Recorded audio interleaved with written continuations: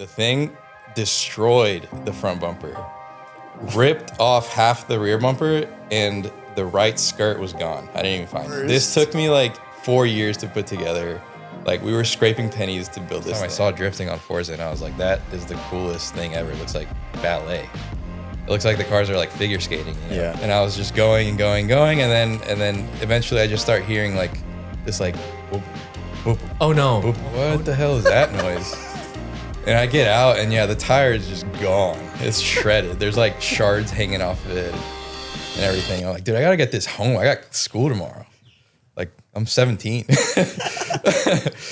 Welcome back, everybody, to another episode of the After Hours podcast. This is episode 2 of our Texas series we just recorded down in Houston, Texas. This is with my friend Kevin Martinez of Team Essence. This podcast was one of my favorite ones. I mean, it's been a long time coming. I've known him for anywhere from 6 to 10 years now. He's got one of the most beautiful 240SXs in the country, in my opinion. It's styled.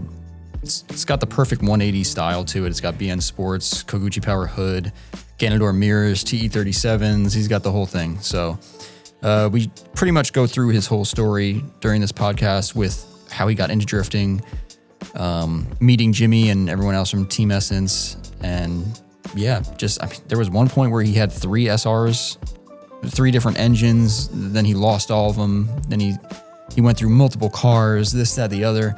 It's definitely an interesting story to see, to hear where he's come from and to see what he has now. It's definitely awesome. So, yeah, make sure to check out our car check we did on his car while we were there. That's going to be up on our YouTube channel when this drops. And also, thank you to Kevin's parents for welcoming us into their home and making us breakfast and everything else they did. It was definitely an awesome experience recording this one on a cold Texas morning. Just to let you guys know, we were freezing to death when we recorded this, but I think we played it off pretty well. And don't forget, if you guys want to check out the rest of these Texas Series podcasts, we do have them on our Patreon. So they're up there right now. They will be dropping over the next couple months, but if you want early access, check out our Patreon account. Just a reminder, we are giving away products every month over on FactionMotorsports.com. Every $5 spent gets you 1 entry. Faction Motorsports merch and products get you double entries, and Brand of the Month products get you triple entries. For our website raffle this month, we are giving away a Thrash Racing seat, racing harness, and steering wheel. This also means that Thrash Racing products will be worth triple entries this month. Thrash Racing is one of the most well-known JDM seat companies out there. From the glory days of D1 GP, these seats have been in many famous drift cars like Fukuda's 180SX. Thrash Racing has experienced a resurgence in recent years, supplying drivers such as Julian Jacobs of Animal Style and Josh DeLees of Front Street Drift Club with steering wheels, racing harnesses, and some of the coolest aftermarket seats available. Thrash Racing seats have been our go-to for years. Their removable head restraints, fabric choices, and wide variety of sizes cater to all racers. Their seats are now the standard in grassroots drifting. Thrash makes the products that we interact with the most while driving: seats, steering wheels, shift knobs, and harnesses. These are products that you will enjoy for years to come, not just something you bolt onto the bottom of your car and never see again. Make sure to check out the shift knobs as well, one of my favorite products from them. If you are interested in purchasing Thrash Racing products, make sure to visit FactionMotorsports.com or give the shop a call to see what we have in stock currently. And don't forget to give Thrash Racing a follow on social media to keep up to date with new products and all their YouTube videos.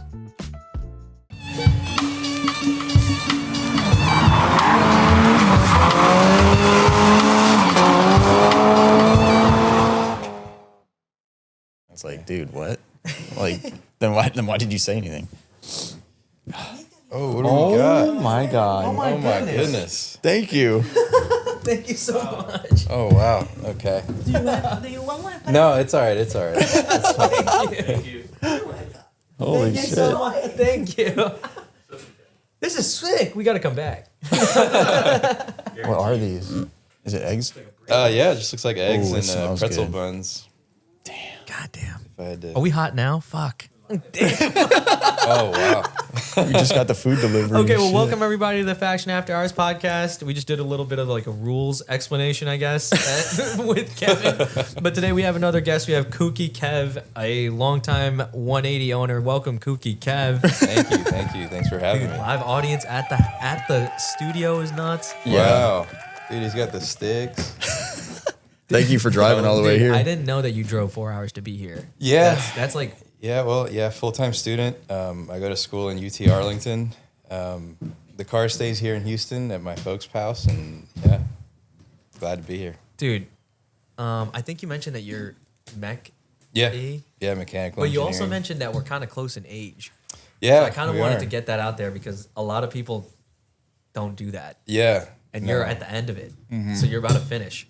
Yeah, I finish this summer, so finally, it's been a long time. You know how long ago we graduated high school. So. Yeah, no, you don't gotta. So it's been long. I pretty much kind of did on and off. Like I was saying earlier, I was a mechanic. I worked at Ford for a little bit. I worked at Nissan, and then I've just done like side gigs here and there to prepare for like a final bout event and whatnot. So I didn't know you worked at Nissan. I did for like a month, dude. Oh, okay. Yeah. So not too long. Yeah. I'm done with this. I'm fucked. Dude, well, they were paying me $10 an hour, and Is that what it is? This is recent? No, this was now like 4 or 5 years ago. That's still I still think bad. that's kind of recent. Yeah, well, I was a loop tech only, so it wasn't like a main. Well, their minimum wage is federal minimum wage is still $7 an hour somehow. Yeah, $7.25. Is that what like the going rate? Let's say if you were a mechanic in this area, it's like that's kind of what you're getting like as a lube tech. 'Cause that's like an entry level, right? Like, Yeah, well, I was getting 14 at Ford, and so I started at Ford after I had dropped out the first time. Worked there for a little bit. And then I decided, all right, I'm going to go back to school. I tried that, flunked out again. And then I decided, well, I want to maybe do some Nissans or something that I'm like more, into. I thought working at Nissan would be cooler. So I showed up, did the interview, and they're like, all right, you're hired, $10 an hour. I was like, wait a second. That's like 40%. Damn, cut. wait. Wait a second. So then, I spoke to my old boss at Ford. And he was like, yeah, I'll hire you back for 14. So I was like, all right, put my 2 weeks in. I think they just make less money than we do over there right now. Like Dude, that's so fucked. Yeah. I'm just trying to think of, because like whenever we go somewhere, I'm trying to get a hint of like what it's like if I was to have my own car here and be a part Right. of the community here. Yeah. And everybody's super welcoming and all this stuff is nice. Like really nice. Yeah. So, and then when I hear how much money somebody could possibly make if they're into this stuff Yeah. at the age or whatever that they're into it, and it's like, how, dude? Like they're Yeah. grinding so fucking hard to get Yeah. this. No, I remember, Like- man. I had a buddy, we worked at Ford together, and just to put things into perspective, when I bought my first BN kit, we both lived at home with our parents and stuff, so we didn't really have like an overhead. And we would put our checks together because like I remember Mastermind was doing like a Halloween sale one time, and it was like, I don't know, 15% or something. And you could buy the Type 3 landed for like $1,800, and our checks were like $980 every 2 weeks. So we're like, hey, like let's put them together, and then I'll give you mine next time. And so I like ordered the kit. To stagger the arrival dates? Yeah. No, you did. Yeah, because I was gonna miss the sale, man. It was like October 30th, and then that makes sense. yeah. Was that the way to get BN? Like, is Mastermind? Yeah, but Mastermind is the Yeah. one that brings it in, and then like we sell through them. Like we're a dealer. I never knew that. Yeah, but they sell direct too. So Yeah, they're like the official like North American Yeah. headquarters or whatever distributor. Dude, that because the Type 3 one, when I see the Type 3 BN, I feel like a lot of people. You guys did a video on the differences between like the kits. Oh, yeah, the Type Do you 3 and remember Type that? 2. That was a pretty That's a good informative kit or video about the kits. I wish we had more shit there so I could do that. Because I agree with you. That was a good video. I didn't know that there were differences like that, and then you see it and it's like unseeable. Yeah. Because right after that, Ethan, one of my friends, bought a Type 3 kit. And then I kind of understood why. I kind of regret the video because I feel like I should have gate kept more. Kept more. Is this what this is? Well- is this a gatekeeping Well, Type meeting? 3 has always been like... Yeah, the thing about Type 3 though is that you can't buy a rep here for it. So if you want it, you gotta spend. So Yeah. There was a rep once upon a time. yeah, but Chaser Aero. It was, right? It was Chaser Chaser Aero. Aero. Okay. Yeah. We were talking about that, remember? Yeah, wait. Why does that company sound mad familiar? They were... Did we talk about this before? Yeah, I was bringing it up because they're gone, Yeah. obviously. I mean, I think. I don't know. But it was like Chaser Aero Dynamics or some shit. I heard about it through Kevin Fan, actually. Yeah, because that's how he got his... That's what he had. Yeah, I remember that. And he was fixing that bumper for years. Yep. Like... And I'm pretty sure that's still the same bumper possibly on that car. Oh, okay. Yeah, because knowing him, he would probably just keep fixing it. So Yeah, well, he's got that fancy splitter to protect it. So But yeah, Type 3 was always like the one. And then BN Mastermind started selling it here so we can get it in like 2015, 16. yeah. And I was like, shit, I can finally get I know. Type All 3. of you mother... Because we used to import all it. of you did this at the same time. This is hilarious. I imported it cut in half. That's how I got it originally. Yeah. What about, did yours also have to come like No, that? I did. My first one I did container with Mastermind. Yeah, And you were then probably putting this together right at that time. probably. Yeah. All separately, and you had no idea what the Well, when I saw this unless car, you did. no, I didn't know. But then I saw Oh, you this were car. way before me. I put this together like 2018-ish. Okay. And you were like already had done 15. final bouts and stuff. Yeah, 15 or 16. Yeah, 15. 14 or 15, yeah, for sure. But his car and my car were really similar, but the only thing that he had that I wanted so bad was fucking metal quarter panels because I had overs, and then he ended up doing overs anyway.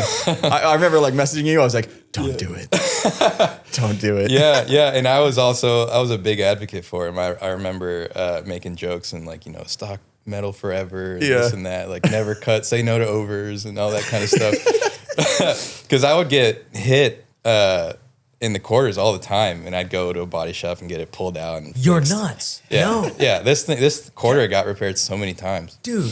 That's the way you gotta do it. Both of them, because I refused. I was like, I'm not cutting this thing up. It's cool. Yeah. Dude, the fenders are probably so soft. The metal Oh, dude, from when we cut them, it was just like all like Bondo. It was all white powder coming off. That's exactly why I was saying angle grinder. don't, because that Yeah. body shop was probably like, fucking A, fucking Yeah. that. Yeah. ah. No, and I took it to just like a regular, like cosmetic shop, and obviously it had like the really crazy pull on the fenders, and so they're like, was this happening in the wreck? Like, how did you get this defect? Like, and I was like, no, that's like I meant to do that. That's how that's supposed to be. Just pull it back to how, because they had like hammered it back down flat. I was like, no, bring it back. Oh, because The they pull. thought that was from like some sort of impact. Yeah, they thought it was damaged. So I was like, no, because the other side, when I pulled him, I had a buddy do one side, and then I got impatient, did the other side. And they were never the same, like left That's to the right. kind of shit that hurts this guy. You have, really. yeah, you Dude, can't have trust one me. person do one and then the other. Dude, yeah. That hurts this Biggest guy mistake. so crazy. I mean, mine were fucked up too when I pulled Yeah, mine. yeah. Because usually that's something you do when you just get the car, you don't know what you're doing, and you're like, oh, I got to pull the quarter panels. And then you're like, yeah, I fucking did this wrong. But Man. why we is it are. the BN people that are super? It's the BN guys that or girls. I don't know if that exists, but the ones who make the car that are BN and stuff and appreciate stock quarters and do this and that and the third. It's like Yeah. a little different of a mentality that you guys carry. I don't know why. Yeah, well, Frankie and I are a little unique in that we do have that sort of like keep it clean. Like it's sort of, we have our like ideology roots kind of in the same place, in that we both like really loved the Koki Aero thread. We really loved like Damon's car and stuff like that. Like really well executed S chassis. And then on top of that, we just happened to choose BN.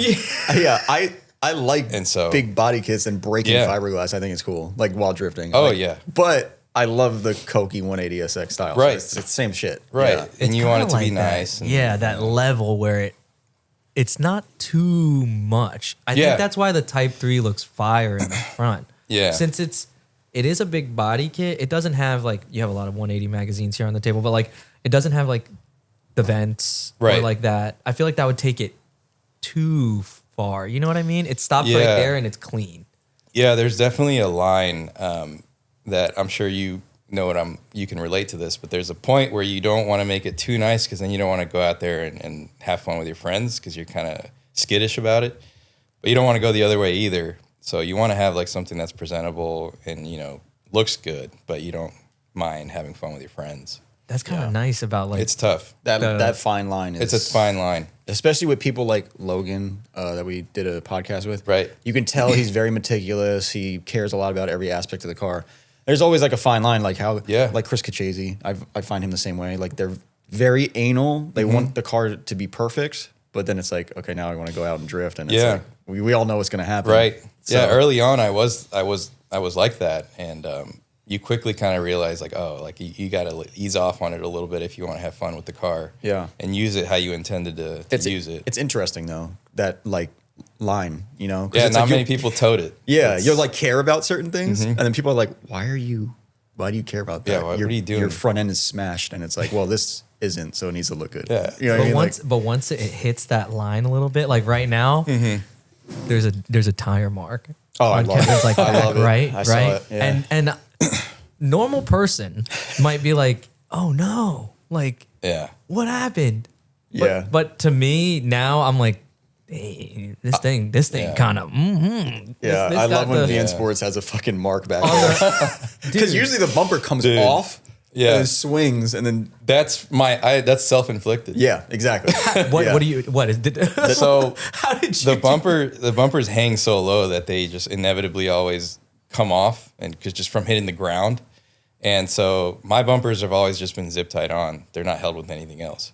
So if I lose one zip tie on one side, the bumper will just swing itself out and wedge itself behind the tire. Oh no! And the body of the car, and then it's just like burning out on the paint. Yeah. So it looks like someone like hit you, but I thought it was somebody you. was rubbing on it because it does look like that. I have marks on my car. I don't have BN. Mine is fucking Modelo. Yeah. But I have marks on my car there, and it's a really common place there because at least on like the style of body kit that BN is, it's such a big surface area, right? And it can get wedged too. And on a transition, dude, that's like it's a huge kit right there. Yeah. Yeah.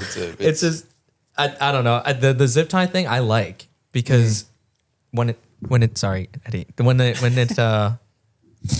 this, wrong or something? Oh, nice. When it swings off like that, it could be braking instead. Like if you mounted it full, it would just explode. Yeah, when I first got the kit, man, yeah, we got a lot to unfold. So this is actually my second kit. My first kit that I got through Mastermind, I did mount it like with bolts and like actual hardware, like how you're supposed to. Oh, you were probably so excited. Oh dude. yeah, dude. The car was like a grandma car when I bought it. I saw it. Yeah. So bone stock, hood gap was perfect. You know, metal fenders, everything original. I just sprayed it and just got it done. Mounted the kit, and I was like, dude, this fits really good for being aftermarket because BN does fit good when your car is straight. Oh yeah. And I had just gotten it painted. It was 2019 when I sort of finish the car for the first like version, I guess.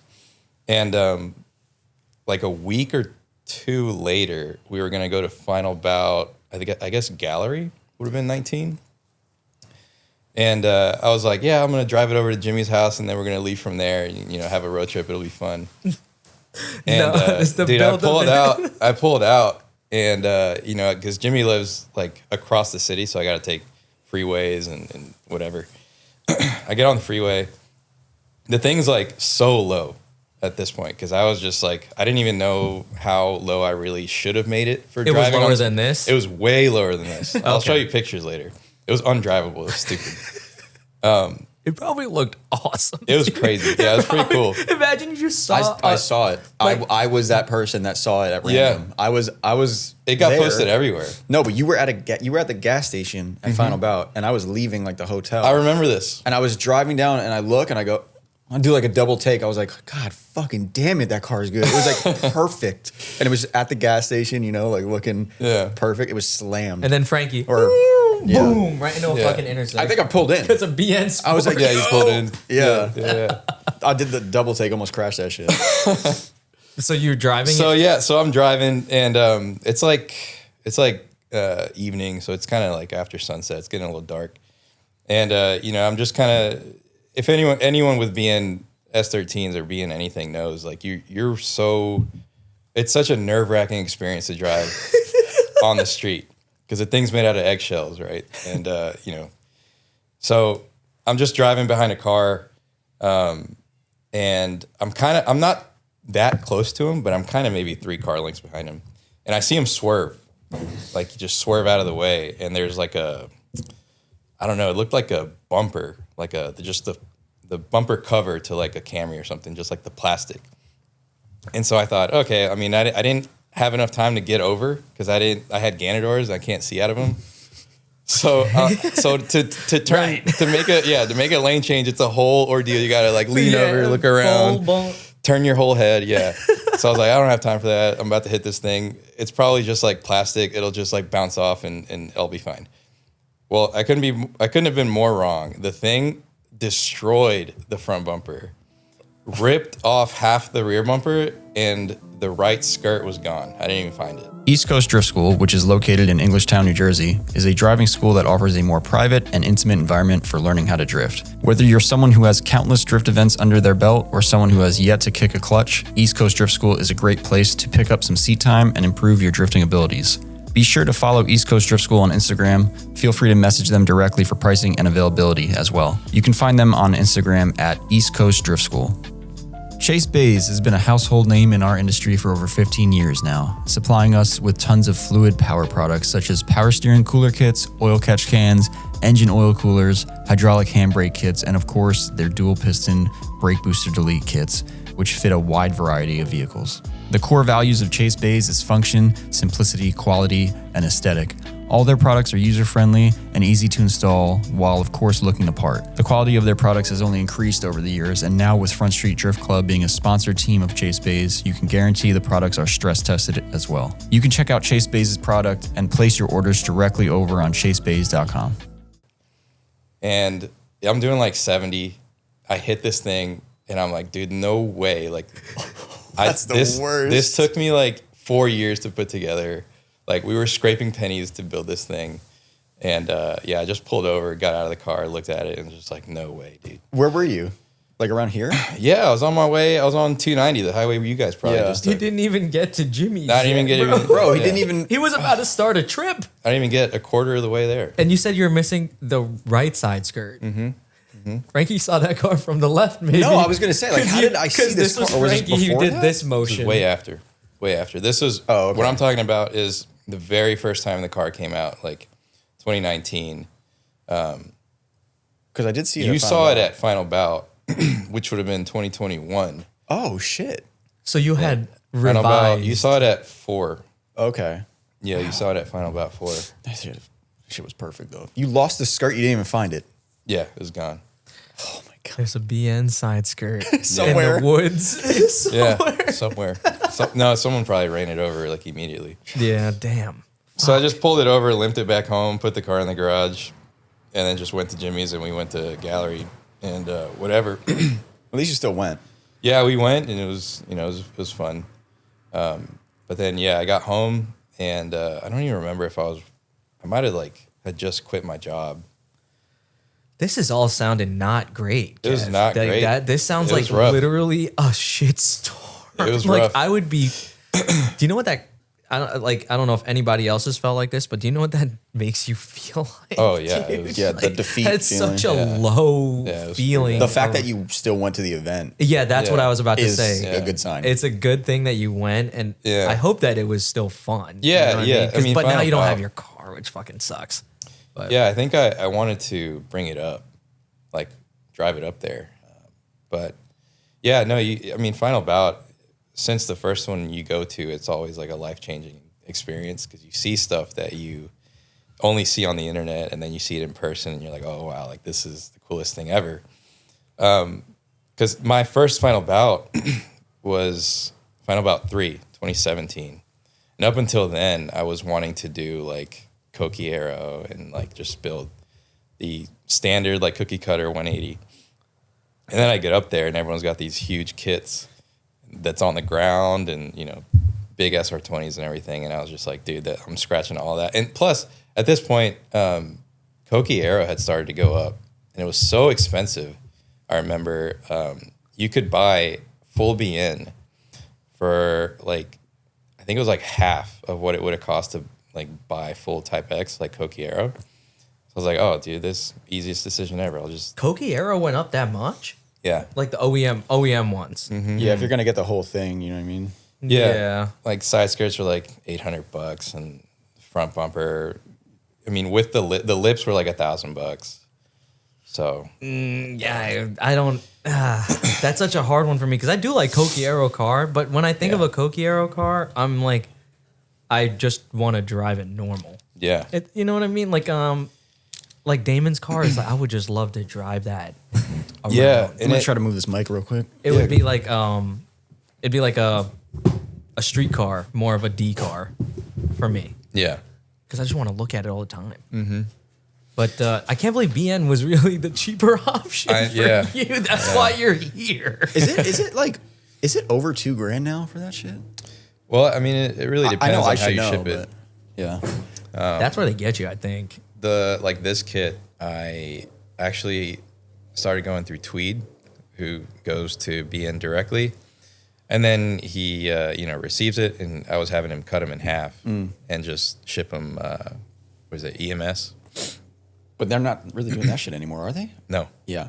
no. So- They The stopped. smirk tells me that it doesn't anymore. Because I bought another bumper, and it was being held hostage in Japan for a few months because Tweed was like, yeah, EMS just, they put out a newsletter or whatever saying that they, seized all operations in the United States. So we were just kind of like, all right, we'll just wait until they resume, I guess. So Was that because of the tariffs? yeah. It was, right? Did you end up getting it? Like, Yeah, it's here. Okay. Well, it's in Georgia right now. Oh, nice. No. It's with Jack. I don't know if you know Jack Dunlop. But he's dude. he's making a mold for me. Oh, that's Yeah. so Jack and I became friends because he has an IS. Yeah. And Jack is young. Yeah. And like at first he was asking me like fiberglass questions, and I don't know why he even bothers me asking me questions anymore because like He's he really picked it good. up so quick Yeah. and is somebody who likes to do that stuff. Yeah, he's a really meticulous guy too, so that's really nice. But yeah, that mold shit is really nice so that you Yeah. can, and he doesn't do it just as a disclaimer. He doesn't do it so that you can reproduce this shit. Right. It's so that you can repair it in the future and you're saving yourself. Yeah, I right after I got this Aero painted with the overs and everything, I went out to another event. I can't remember which one it was, but dude, I like ran over the front bumper in like my third lap or something. Crash out. Yeah. I'm Turn that thing into like a million pieces. It got sucked under the car. It just exploded. I was like, oh, okay, I'm going home. Like, I don't want to do this anymore. I was like in school still. I mean, yeah, it was just not fun. So then I had a buddy, my buddy Nick Perry. Shout out Nick Perry in San Antonio. I just gave him like, here, take all of these pieces. I had like 100 pieces. Oh, And he was like, yeah, I can put that back together, no problem. I was like, all right, what? Sure. I already ordered one, but if you can make it work, then I mean, the more the better. And yeah, it was like missing pieces because some of them I couldn't like find and all kinds of stuff. Like the upright, I remember one of the uprights in the middle, like where the intercooler vent is, was missing. And he grafted the one that was there, flipped it upside down, and that was what he made as the other side. My God, dude. Yeah, the thing was trash, and he brought it back together. I got it painted. Now it's on the car. I feel like you spent years. are you serious? This is the one? That's the one. Yeah. Yo, Nick Perry. I feel like you spent No. years just trying to get the BN's That body is- kit Oh sorted. my god, dude. The million pieces thing. Oh God! If Yeah, somebody I'll pulled up to me and was like, "Yo, here's the kit," I thought I sent you pictures, but here it is. Yeah. And then no. it's actually Yeah, it's a lot of work, dude. there's like a cool appreciation for like not making it, but like repairing it to keep going like with Yeah. the existing one, which I like about the fiberglass. KBD doesn't do that for me. KBD is like an OEM for me. You know what I mean? Yeah, KBD You know when doesn't you really order break, like a LKQ bumper or something for like a normal car. Yeah. That's what I picture KBD as. Yeah, KBD's is tough, man. It's like you can't repair it, you can't sand it after it gets gouged. You can't really do anything with it. Oh, really? I didn't know that. When you sand it, at least my experience and anybody else out there with KBD is there's probably somebody out there who's like, there's a lot of them. That's wrong. Like, are you kidding me? I do it all the time. Well, this is what happens to me. Like, you sand it because a lot of the times with body work, you have a little bit of an area where you can flatten it. Everybody doesn't. You don't have to grab the Bondo right away. You can flatten that and make it back to what it was. But with KBD, once you start rubbing it, something comes out and is omitted, I think, from that. No matter how many times you prep, salt, clean, dry, what is borax or whatever on it, the paint doesn't lay on it nice. And I've tried to hard prime it. The primer doesn't stick to it because it's fucking bendy. Yeah. Or something on it. So I don't know. When you start to grind it, it's tough. It's like trying to paint a rubber band. Yeah. Dude, I love painting fiberglass kits. It's so good. People have problems painting that shit, the KBD stuff. I mean, you can still make it work. You buy a good product, like a good paint product. I don't know. We used Tamco on Bobby's. You didn't even have to put the flexi stuff in it. Yeah, that stuff, the flux, whatever, additive or something. Yeah. But I don't know. A lot more people are buying fiberglass. I think with just the availability of it too. Unfortunately, it's all like Origin stuff. Not unfortunately, but if that's your cup of tea. Like, dude, I fitted a ZN6 kit on a. Like, it was what kit is that? I guess it's a Streamline. It's a newer one. It's skinnier than the original one that came out by Origin for the ZN6. And dude, that was the best. Like, it like sucked up into the bumper, like headlights under the little. You know how like OEM headlights have that little shelf for the bumper to go in. Just like went right in, and I was really shocked because I had my torch ready, and I have my sander and my grinder Ready to go. and a marker. Yeah. Like, because cut it up. I don't know what you guys' process is, but I'll like mark it around. Yeah. Make a couple of the cuts, try to put it on. Because like I don't want to fucking put more fiberglass on. Yeah. Like, I just gotta little by little. But dude, it just went. Boop. Yeah, it's a really weird scenario with Origin. You think the aero quality is gonna get better, or do you think it is going to just progressively keep getting worse?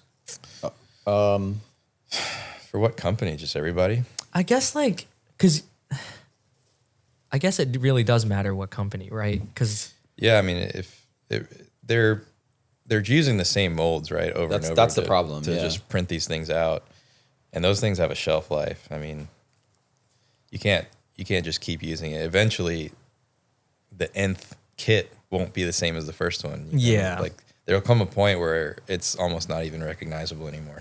So then why is BN so good? Are they making molds still like continuously? They probably are. Yeah. Probably, and there's probably not much demand. They don't make that many. Yeah, and they're very expensive compared to other stuff in Japan. So it's like it's good quality stuff. Yeah, it's good quality. So I wonder why they're not like. Why is that not so freaking popular? Where people are price. like banging on the door for BN? Just the price. Yeah. I mean, and like, if you think about like worldwide, how many Type 3 cars do you know off the top of your head? It's not that many. Yeah, still not that many. Yeah. So maybe after this podcast, actually, I don't really see a lot of pictures of them either. I bet Fukuda at one point owned more than exists right now in circulation. Yeah, probably. I mean, yeah. We spoke too much already about Type 3. No way. No way. We're gonna have to edit this out, dude. I mean, like, all right, Type 4. Yeah. What is it? Type 4 is like the big version of Type 3. Yeah, it's got it's a door larger. piece. It's like kind of larger. Yeah, it's bigger in different ways. Like it comes with a door piece. Oh, it does. It is supposed to come with the door piece. Yeah, it comes with a door piece. It's to like different. blend in with the side skirt. Is that what Josh had? No, Like he had Radgasm? he had a IKEA formula side like skirt. the side skirts that IKEA also formula. have the door piece. Yeah, but same idea. No, if you know Dark's Dave, he has Type 4 on the blue 180 in Chicago. Yeah, I've With seen the door that. I piece. think we did it. We did a Type 4 video too, though. We had because Anthony's car had Type 4. Oh, Yeah, it is definitely a little taller. Yeah. But dude, in the weirdest ways though, I like definitely. it's very weird how they like. Oh, yeah, Type we don't 4 like Type 3, is actually, kind of sorry. pointless. There's no because I'm looking at the side skirts. I'm like, I swear to God, these side skirts are the same, but I don't think they 2 are. and 3 are the same. Yeah, but 4 too. 4 is pretty close. Okay, I was like, maybe it's just 3 with a door piece. I know. I was like, I can't fucking tell, dude. I mean, I Yeah. guess it's different, but it's weird. And then the front is like, yeah, it is a little taller. I feel like Type 4 is for like D1 type Right, shit. because like, it's like for Kikuchi Yeah. and the red car. It was like all D1. Yeah. It'd be a little just to be a little taller, taller. too. Yeah, I Yeah. think. I think the rear bumper had the body line too, Yep. right? Yeah, that was Yep. the only difference, really. Yeah, it's more square. I want to say this one's Yeah. got the edges of 2 and 3 kind of hang down Yep. and always Yeah, they have the kick on same stuff on the road. the same look. And the only reason that no one here really wanted the Type, well, like us didn't want the Type 2 is because everyone had it because Dude. Duraflex and VIS made that kit. Yeah, that was the big. That's the only big reason. push. Was Yeah, like at least a big Well, part because of it. dude, Yeah. what's crazy to me about I didn't know about what BN Sports was or anything like that when I was younger. But when you asked me what a body kit for these cars would look like, Yeah. You that's picture BN. that's the thing I picture. Yeah. Like I guess people call it bell bottom. I guess lately It like, does where kinda, goes yeah. like that. It's a good but name, it's not yeah. even really like a big when it's a BN Sports kit. It's not a like a out. It's like. It Yeah. hovers, dude, because it's in my opinion, it's like the car that you saw with underglow. So then it would have the float, like it would float rather than you put Yeah. underglow on like a stock Altima like we see at home all Yeah, the dude. time. Yeah, that's probably my favorite part about it. Is Like, it when just it's on the road, it hovers. looks like a hovercraft. Dude, it Yeah. just floats over the ground. So that is what I pictured was a body kit. Duraflex, VIS, all of that shit when they came out. And as a person who didn't know what that was, it was like, oh, that's just the same. That's like what it's supposed to look like. Yeah. And we had Like that look with angles. We had VIS kits, like that's what we ran. So I Yeah. always had like a Type 2 front, and I was like, you I have know, a picture. Everyone had that shit. Nah, I had a picture you know? of Frankie, multicolored as No, fuck. dude. The Primer.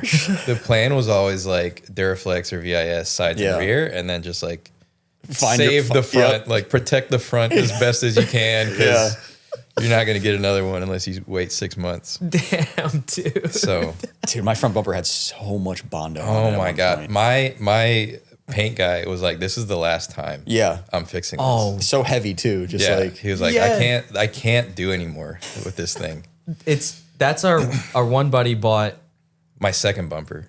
yeah. this. one was All too the BN cars are like this too. I think this is so weird because my buddy bought the bumper.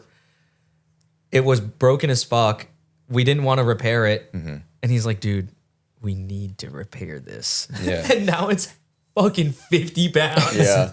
like, dude, when it Yeah. comes off on track, it's so heavy. It just slides like this now. Oh, yeah. Like, will never flip on its front or like it's just Yeah. The worst was when you got them cut in half or whatever, and then you got to put them together. Yeah. And I'm like, I remember one time I did it. I was like, what kind of fucking blade did they use to cut this thing? Because now I all have like a wavy. fucking half-inch gap in Right. between here, and I had to fill that whole thing, and I'm like, just adding weight to this thing already. And I Yeah, you also don't know didn't how what I was thick doing. you don't know how thick the blade they use. That's actually a good. I So you would don't know how have much never gap to thought of fill. that. Imagine you put it together. Yeah, and you're like, I should be able to just put this together, but It's like no. yeah, you're like fitting it up. You're like, Yeah. you got to make it wider. I don't know yeah. why. If you get them to touch, then you've already got too narrow. So Oh you gotta leave a little bit of a Yeah, gap. you have to fill it in. And it's like, And, I mean, those kits fit so good out of the box, Oh but my like gosh. our cars are fucked up, so it's like Yeah. you get confused. You're like, oh, I'll just make it bigger, and then you're like, wait, now I have a half-inch gap. That can't be Yeah. right. My second one and this third one were both cut in half, and they never fit like that first one. Yeah. That first one fits so good. Dude. Yeah, it's crazy. Why is this a high for you? No, no, definitely like is a high. no bumper guides, no nothing. Yeah. Literally just the piece in the middle, and then it just sits on the shelf and then hugs the fenders, and it was Yeah, yeah. nothing's better than that, dude. Fresh Yeah, BN. PS Deuce sounds too like- fit. Yeah. It used to. It's gone now, but dude, that shit fits so good. Out of- AJ's out of- kit. Yeah, out of the box, It did look like it. and it fit was really nice. relatively cheap. That's why it was kind of crazy. Yeah. I hear M Sports fits really well too. Though. I've heard that too. Yeah, so There's okay, you've had this thing for 10 years now, right? 10 years. Yeah, like do you think you're ever gonna get tired of because it's 10 years of BN, Kevin. Yeah. Like it's not like you changed it midway Well- to be like, oh, I want this Yeah. something else now. So I did kind of try something else Wait, you did? Yeah. Oh. I had GT1 on the car for a little stint. Wait, what? That's a nice. I never got it stint. painted. Okay. It was just like the Duraflex black. It was when I did the overs and everything. I was trying to go for like the Ito sort of like taller look with the overs and the GT wing and everything. That's why I got the M Sports Canards sitting on the shelf over there. Oh, you were about. I was about to do it. Yeah, the whole thing. You had And a then- GT wing too? No, that was what I needed next. Okay. So, yeah, and then I was like, I just wanted something like taller because I enjoy driving the car on the street, and BN is not forgiving on the street. So I wanted something that I wouldn't be as like white knuckling when I'm driving around. So I thought, okay, GT1, like I've always liked it and whatnot. So, yeah, it was just, I was back in school, and so I just didn't have the money. So you got to wait. And then Chico hit me up, was like, hey, sell me that kit. And I needed some money. So I was like, yeah, all right, come get it. And so that was it. Back to BN Sports. Back to BN. Yeah, here we go. Dude, that was a blessing because now you can just keep. Like, look at what I just assumed. Dude, Yeah. you've been at BN for 10 years. Yeah, no. But you it's- actually tried and almost relapsed. Yeah. I mean, there's so many options you can go with this car. Yeah. You know what I mean? Like, Yeah. if you ever do get bored, I feel like. I don't know, man. At this point, like, okay, we're all up there now. 30, we're not, 30. Carl. Yes, we are, bro. I'm not changing up anything I'm doing anytime soon. Carl turned 30. He was like, it's over. It's done. Not that it's done, but like, dude, We're unks. I switched Yeah. cars so much when I was a kid, or not a kid, I guess, but when I was younger, I switched cars so much. It was just such a regret because now you look back on 10 years of ownership, you've improved on things. Mm-hmm. And when you switch cars a lot, you don't get to really improve. And I feel like I missed a lot of, I wish I improved for a Yeah. longer period of time. No, I wish I could have bought 5 of these and then, just build all the things that I like, because I like more than just this. But once you've sort of like, I don't know, I feel like this thing has like a soul and personality to it. You don't It's want to like- talk smack about it because it's then like- it might break. Like well, that kind not of only shit. that, but it's just like it's been BN red for so long. It's just kind of. I remember Logan was like, "Dude, you got to go back to BN. It just doesn't. It's not the same. It's like not the same car." And I was like, "Dude, you're right. Like it's just like a signature to the car." Limitless Auto Fab is a fabrication shop and retailer located in Illinois. They produce bash bars and catch cans for a bunch of popular models in the drifting community. Limitless bash bars are honestly the industry standard right now. Fabricated from 1.5-inch mild steel tube, these bars are designed to take the impact of light collisions in order to avoid or minimize damage to your vehicle. A must-have for drift cars. Their bars also come with jacking points and optional license plate brackets, so everything you need is right there from the start. Limitless Auto also sells catch cans for a handful of specific models. These cans are built in-house and chassis specific. We have used these cans in the shop with great results. The guys over at Limitless are on social media, so make sure to check out their Instagram and give them a follow. They post photos of all the drift cars using their products from Front Street Drift Club to Animal Style. If you are in the market for a bash bar or catch can, make sure to check out their full product line up on our website, FactionMotorsports.com. This podcast is sponsored by RAMSTEAD MFG. They sell an easy-to-use wheel fitment tool that is a massive game changer for any shop or enthusiast looking for an easy way to check their wheel fitment. With their user-friendly tool, you can check diameter, width, and offset before you buy your wheels. Gone are the days of ordering wheels and hoping that your math was correct. Just throw their tool on your wheel hub and dial in your specs to see if your dream wheel clears your coilover and fenders before committing to the purchase. Not only can you check wheel fitment with their tool, you can use it to check suspension clearance as well. This is really great for drifters who are always changing wheel lock and adding angle to their setups. Now you can see if those new suspension arms or tie rods will clear your wheels at full lock before going out and destroying your new wheels. Another feature is that you can use 2 of these tools together to measure track width from the wheel center line. About 20% of RAMSTEAD's customers purchase 2 tools at once so they can measure track width for various wheel and suspension setups. I recommend this product to the everyday enthusiast and most importantly shop owners that need a way to size wheels for customers so that they know they are getting the right specs before ordering a brand new set of wheels. To get more info, head on over to RAMSTEADMFG.com, and if you'd like to purchase their Wheel Fitment Tool Pro, we are now carrying them in store at Faction Motorsports and FactionMotorsports.com. Yeah. It's part of it now. So if you want to try something else, I Need another chassis, dude. That's crazy. Gotta buy another one. This one has a stamp. Yeah. This one's like is BN. stamped BN Sports only. Yeah. Dude, it's I don't know. That's what are you gonna build if you got another one? Just out of curiosity. I mean, like what's the kit? And I've what's always the motive too? Yeah. No, I mean, well, I got that S14 just to like put around. It's just like a bone stock grandma car. And I was like, man, I really wish this were a 180. Like, it's cool. It's stock and it's like minty, but I wish this were an S13. But you can make a cool S14 too. You definitely could. Yeah. Yeah. They have a lot of S14 stuff that's cool, I feel like. Yeah. Is that it's a Zenki? Yeah. Dude. 95. I have a thing with Zenkis. Like, Me too. Yeah.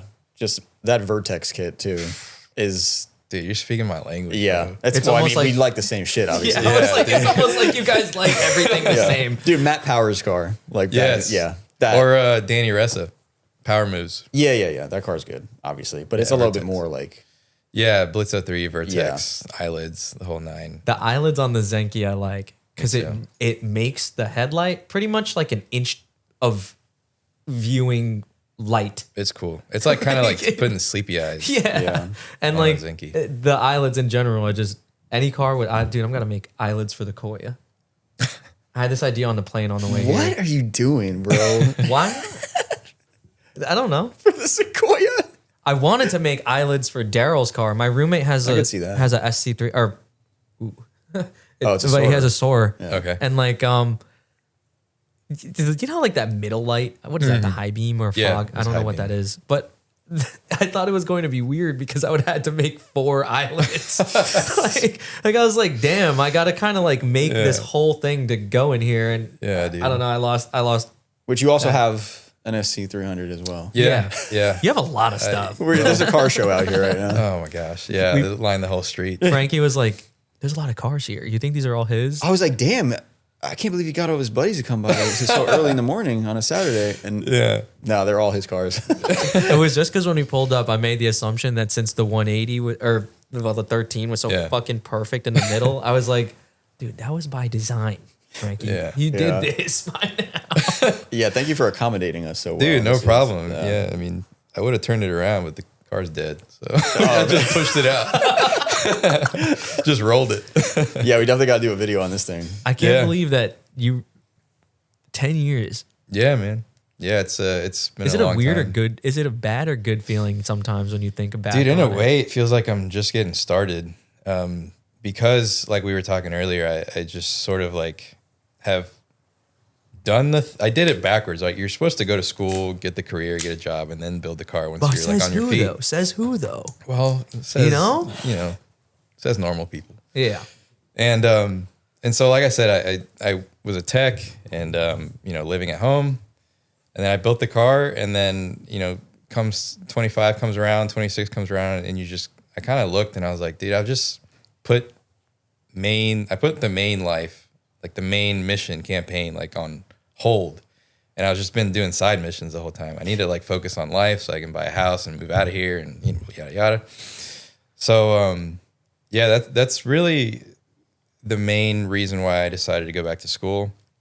That and summers get really hot down here. As a tech, I don't want to be a tech in the summer. Yeah, we were just talking about that. Last night, because I've been here in the summer and we went into a shop. It was Texas Tire, I Okay. think. Is that what it's called? Rudy's Place? Yeah. Yeah. We went there and the door was shut, but it's hot as balls out. And back home, if it was shut at Faction and it's 90 degrees People out, would be bodies inside. yeah, Chris would be a rotisserie in there, dude. Yeah. So then we walk in and the first thing that I felt was like cold air. Yeah. And I was like, is this place air conditioned? Yeah. Dude, because all I could think about is if you were doing something like imagine blowing out a subframe bushing with a torch and then the air conditioning's running and I feel like it would make it smell so bad. Like I Yeah, it need the depends on what fact you're that doing. there's a vent. Yeah. But that is the opposite. Like we have heat, they'd have AC. You Did guys your have shop AC? have AC or no? No, it didn't. Okay. When I worked at Nissan, it did. It was a really nice shop. It had like tile floors and everything. But at Ford, it was a little older. And yeah, it was like just concrete floors, just open bays. Yeah. That was it. And your summers are like How bad is it here in the summer, like temperature-wise? We'll get to triple digits. Okay. Yeah. So it's definitely worse than fucking New Not Jersey. 180 weather. Yeah. No, Does this have AC? It does. It does. That's Actually, another thing. That's a here, flex. dude. Everyone here still has that. Well, Because you will die. You will die. I didn't have it for the longest time, and last summer when I was doing my internship, I had a little bit of money, and I took it to Rudy, and I said, "Hey, I have all the stuff. Make it work. Because it's got the digital climate control in there and everything. Ooh. With all the sensors and everything." And he did, and yeah, it was great. That's awesome. With the digital Yeah, climate this thing control, has it actually automatic works. climate Yeah. control. Dude, I got one of those units. Chris, one of my best friends in the tech at Faction has a Sylvia, and he had this like climate control, and he gave it to me for my birthday one year, and I was like, oh, dude, I can't wait to put this in. Mm-hmm. I go on like Google, and the first couple threads that pop up are like how to do it. Yeah. And it was not a plug and play. No, it is not. There is a way though to do it without all the harnesses and stuff, as Which- long as you have the sensors. Yeah, originally I had it just kind of hooked up to power and like a couple of the sensors, and I was told by this dude Lawrence who did like the wiring diagram and put it on Zilvia and stuff. I was talking to him, and he was like, "Yeah, you don't need all the sensors. You can just have it run off power and like the blend door actuator and the temperature door, and it should work." So I wired it, and that did not work. I was gonna say, how Damn the fuck it. is that I was supposed like- to work? It never I worked. was so hopeful It for you turned just on then. and stuff, like- and it would blow air and everything, but I couldn't like change the settings at all. Oh, but hey, you got a little. I would fan just in there. manually go down there and turn the knob so it was set to heat, and then I'll just turn it on in the winter. I remember doing that shit when those motors would break. Yeah, And you just go and you're like, hold on, let me put the defroster on. right. Like- Because it's like a mechanical little Yeah. knob that you can turn, and it opens and closes on the door. bottom, like by the footwell. Like if it breaks, It's like you have behind to the go. dash. Yeah, like behind, like above the pedal, like in the corner. You know what I mean? What the fuck? The blend door, like all the doors. Like Yeah, one of blend those door one of those actuator. fucking things always snaps. And Oh then- yeah, yeah. Well, because to it's adjust the from thing? the factory, it's just a cable that you're, Yeah. you're Oh tugging yeah, the on. cable. Why did I have the other one? I don't know. But there's multiple doors. There's at least two of those actually. Yeah, there's the blend door that actually like changes where the air is coming out of, and then there's the one that changes the temperature.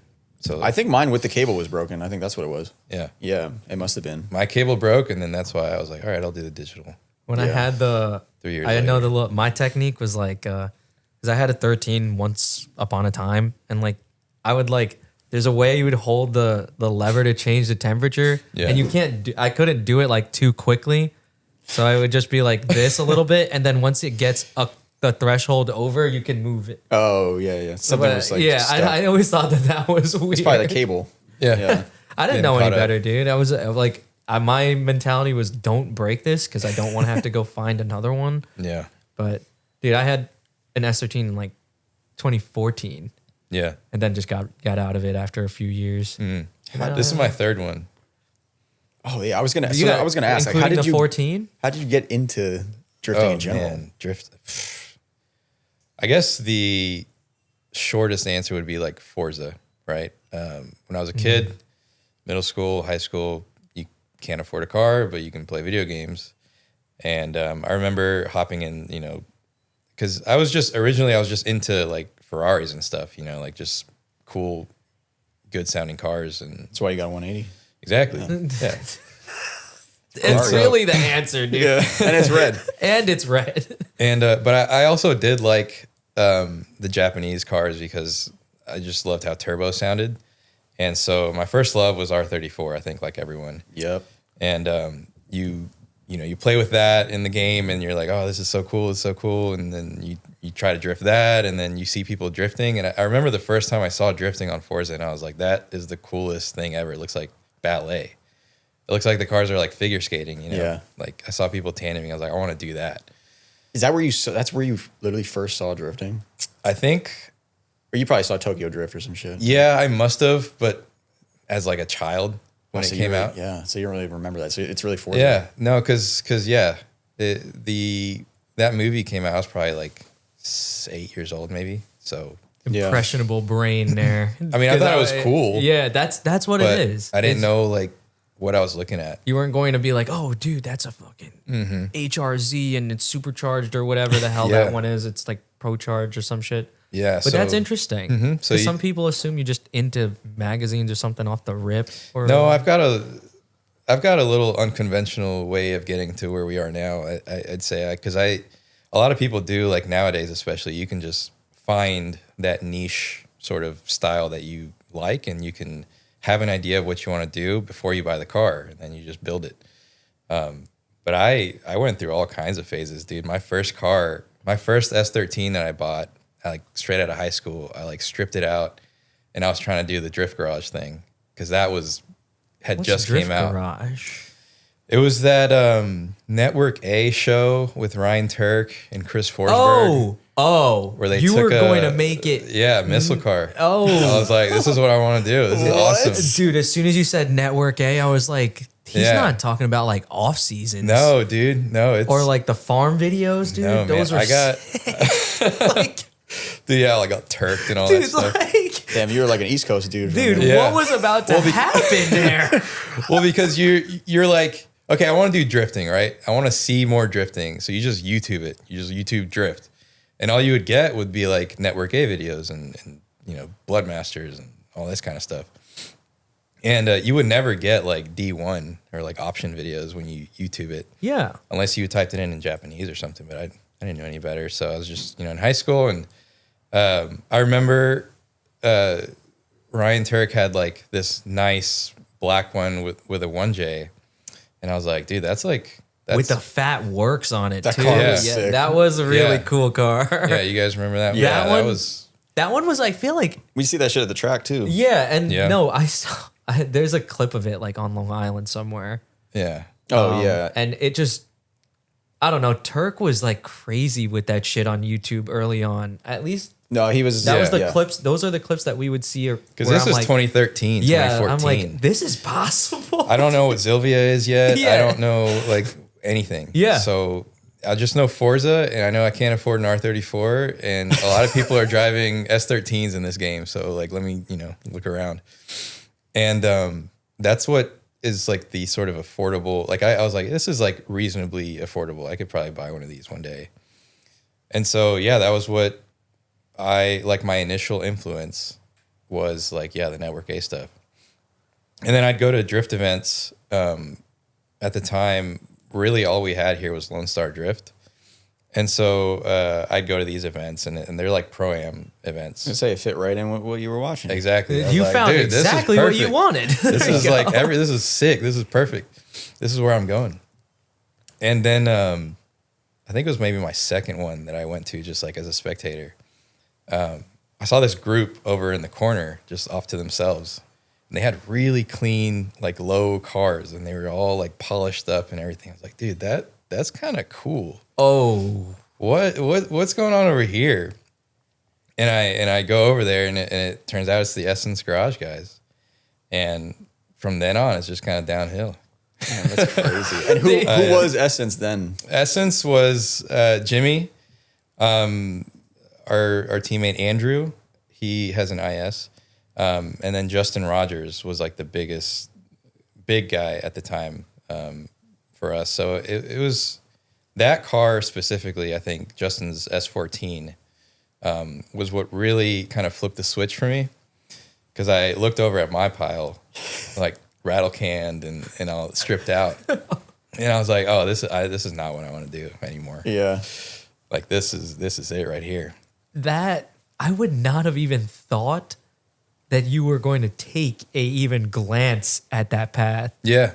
That's kind of wild. Yeah, it is. There was a quick growth there that happened. Yeah, that's a very interesting story. Imagine Yeah. you didn't see him there. I wonder what would have happened. Oh god. You didn't see a single cool drift car don't ever know. for the first few. You know what I mean? Because now you're super impressionable. He'd have a on the Corvette right now. Yeah. first- Oh shit! Yeah, well, because I started drifting like as soon as I got my license. Did you I- try when you bought the 240 right away? No, the 240 actually wasn't my first car. My first car was a 370Z. Because like my parents weren't about to like they didn't have like Let you cash. drive a fucking- yeah. They yeah. weren't gonna like go buy one off Craigslist. Like what is that? I'll just go finance you something like a That's normal that's a lot parent, of parents were like that. Yeah. So yeah, I was like, all right, well, rear wheel drive manual Nissan, that's what they offer right now. So I'll just get one of those. And so it had the LSD and everything. And you know, in high school, I met like some buddies that also had Z's, and there was another kid who had an 89 coupe, a gold 89 coupe with brown interior. 13? Yeah, it was an S13. They were seniors and I was a junior. And so I kind of just like hung out with them a little bit, and I saw this S13 like up close in person for the first time. And you just get in it and you just get a whiff of that like old 80s, 90s like S13 musty smell. And you're like, I'm like smelling it. Right yeah. I'm used to like my car smells like brand new plastic still and all this stuff. And I'm like, oh, this is different. Like I want this. But some reason it feels homey though. Dude, you know what I mean? Feels like home.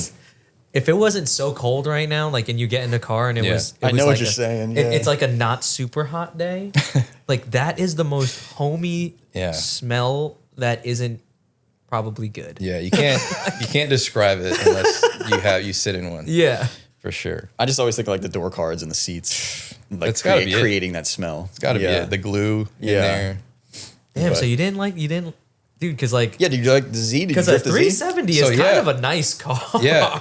Like that's a really good car. Yeah, well, and so that's what with these, buddies in high school, we would go out on rainy days and go, do donuts and figure eights and stuff. And I actually, another buddy from high school was like, hey, you should come to these meets every Wednesdays. We do there's like drifting and stuff going on. I was like, oh, like I know how to do donuts. Like I'll go out there. That sounds like fun.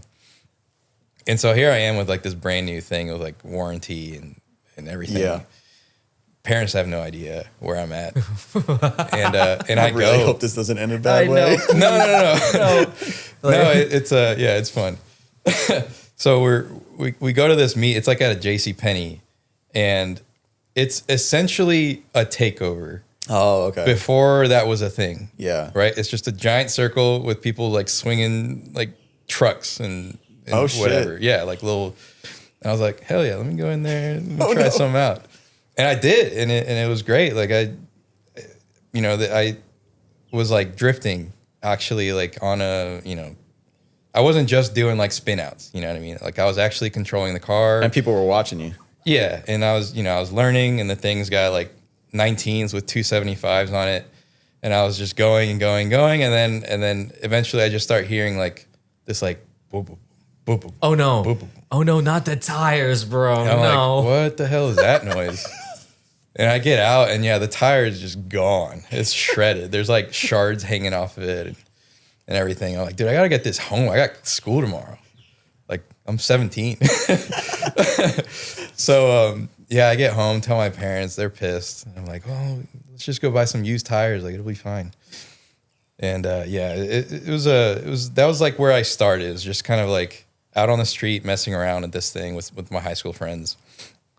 And I was like, okay, I can't afford these tires at all. Like there's no way I'm going to be like drifting this thing. So I need to get like a 240. And that was the first thing I did after I graduated high school. I had a job at a Honda dealer where I was a porter and making $10 an hour. What's a porter? A porter is like a valet, like person who greets people at the service line. Oh, okay. Yeah. Damn. And $10 an hour. I know. I'm trying to think. Because then years go by and he still gets $10 an hour. Well, because dude, I'm trying to think. That's why I went back to school. Yeah. I was like, dude, I can't get out of $10. This podcast is sponsored by AG1. Guys, spring is finally here. Snow is melting, flowers are blooming, spring cleaning is in full effect, and the racetracks are prepping for a busy 2026 season. There's no better time than now to take control of your health. One habit I'm recommending to everyone this season is AG1. AG1 is the clinically backed daily health drink that combines a multivitamin, pre- and probiotics, superfoods, and antioxidants into one deliciously simple scoop. I've been taking AG1 for a few months now and notice improvements almost instantly. My gut health has never been better, and it's the easiest part of my morning routine. Just one scoop with 8 to 12 ounces of cold water is all it takes to keep you on the right path to improving your health. It also replaces the need for a multivitamin, which helps keep my morning routine super simple. Go to shop.drinkag1.com/faction to receive a free AG1 flavor sampler plus a bottle of vitamin D3 and K2 with your AG1 welcome kit when you first subscribe. Link is also available in the show notes. So do some spring cleaning of your own this season, ditch your current supplement regimen, and stick to just one, AG1. We are super excited to be working with Wrecked magazine. Wrecked has been capturing the best moments in drifting since the mid-2000s. After a long hiatus, they have recently been brought back from the dead with the best people in the industry leading the charge. The first couple issues have been nothing but amazing, and after speaking with these guys, I can tell you it's only going to get better. Now, I won't lie, a print magazine being brought back to life in 2026 is a pretty risky move. It's a dying industry with video content and social media flooding the market, but nothing beats the nostalgic feeling of print. It's always been the best way to get a glimpse into the automotive scene that you're interested in. Automotive magazines were the reason some of us even got into cars. To this day, I still have all my magazines from high school, and it's so cool to be able to go back to see how the culture was during that specific time. And to have a US-based magazine that's just focused on drifting is unreal. They have tons of information in the first 2 issues that I've been reading through. Everything from event coverage, specific vehicle articles, driver profiles, shop tours, much more. Even the ads are cool. For more info, or if you are looking to subscribe, head on over to wreckedmagazine.com. They got a bunch of other cool stuff on there as well. We are in the middle of trying to get some of these to sell here at the shop, so hopefully in the next few months we have them here to at least check out, or if you want to purchase them. 240s, so graduated high school right around then, 2014, 15? 2015. Yeah, 2015. You could... I was buying 240s for like $700 still back then. Yeah, so then my first one, I just saved up like 2 checks. I had like $1,100 on me. And I just found one on Craigslist because Facebook wasn't a thing at the time. Some dude in San Antonio had one for like $1,100. And me and my buddy, the same buddy from high school, we worked together at Honda. We just went one night after work with his truck and trailer. And went and saw the car. I didn't know what to look for. I just saw an S13 with pop-ups, and it was black. Oh no, you got excited! I just bought it. I was like, yeah, cool. Dude, that shit was fun though back in the day, buying 240s when it was cheap. Yeah. Well, no, I was about to say like, especially your first one, you're just like, I don't care what this is. Craigslist kind of banged for that. Yeah, and everyone would get them. So like, yo, someone's going to pick up 240. Yo, let's go with him. And it's like not a big deal because they're not a lot of money. Yeah. But now it's like, it's a dude, there was just like an excitement too. Yeah. Like, I still get this excitement when you see a cool car and you want to like be around it like this. Like you and all the other cars that we get to see. Mm-hmm. But like back then, there wasn't really a lot of places for me to do that. Mm-hmm. Like aside from like going to a car meet or whatever. But like when your friend goes to go buy a car that you guys have been looking at and looking for a while, we were like, you get to see it in person and like maybe you might own it. Like, dude, we were like fiends at this point. We had watched the Mighty Car Mods like 180SX the build, green one? the green one. We had watched that video over and over and over. We were like, dude, we can't wait to get SRs, and it's gonna be so cool and red top. And I had never even seen an SR. They had the muffler that would like open up, and, dude, like, all change kinds up, of like, stuff. I need this shit. Why? Because there was like 4 videos at the time on YouTube that you could just watch. So I just cycled through them. It's like Drift Garage and like Mighty Car Mods and then Turked, God, dude. That really was the early YouTube cycle. That was it. Yeah. You guys are the same like era of drifting. Yeah. The exact same. Well, because dude, it's nice that you said that's how you kind of got into drifting because like I kind of have a similar thing where I didn't really get into drifting until I had like I saw the cars. I knew I wanted to drift after I saw that and then never got into it. And then, high school, all of this shit. I'm just playing the games. I play Forza, I play Need for Speed, all that shit.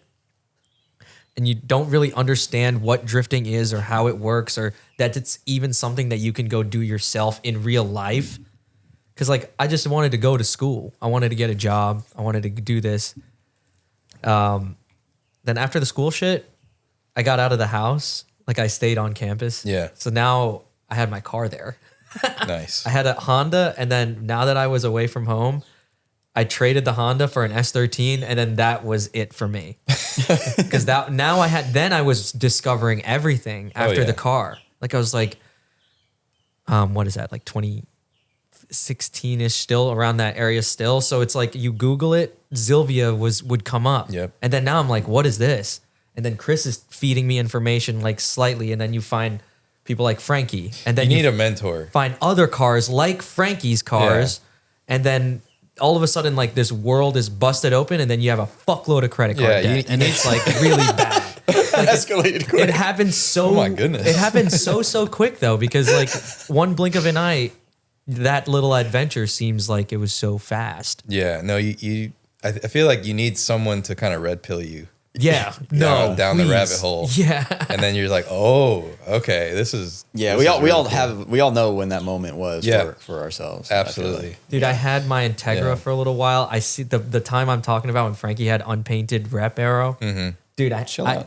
whoa, it was a long time. It was a long. That was time one of ago. my favorite iterations of my car. Like, It was on VSXXs, I think. They yeah, were yeah, white. yeah. And it was multicolored. Tandem of a die. Those were it, dude. They were big, like VSXX, really big. That was the thing. And like I was driving down Route 17, like it's like the one highway in Bergen County where we're from, Mm-hmm. and I'm in my Integra.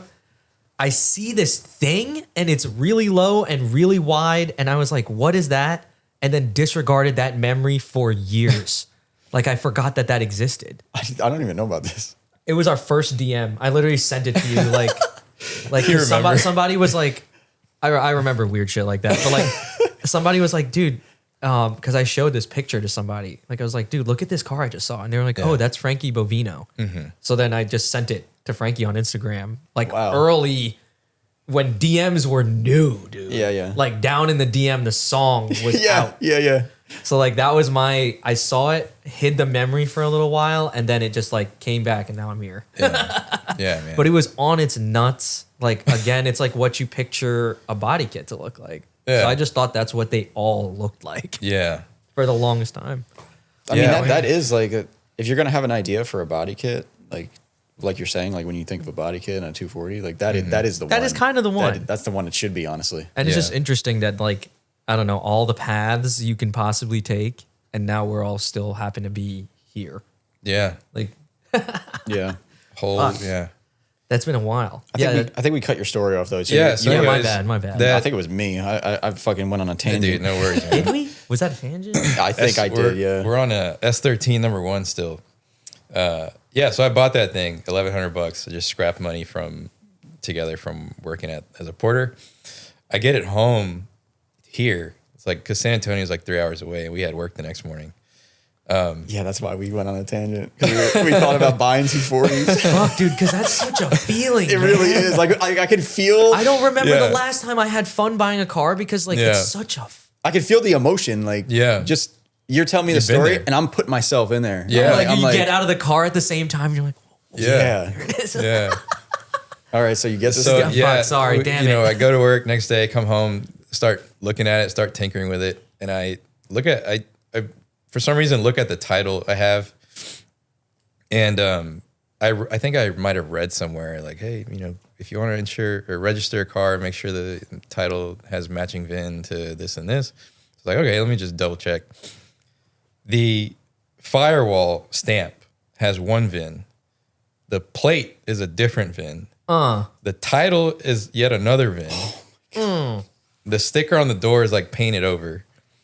This thing was just destined for the scrap pile, like from the get-go. I was like, oh, I got shafted. I got Yeah. finagled here. And 1,100, kind of a lot for Yeah. that. Damn. Yeah, it was on like Steely's. It was rattle can black. Had massive dents in the quarter because they had pulled them so crazy. I'm not gonna lie though, I've done the exact same thing. It's like, yo, we're gonna get a car. We're talking about all these emotions and everything.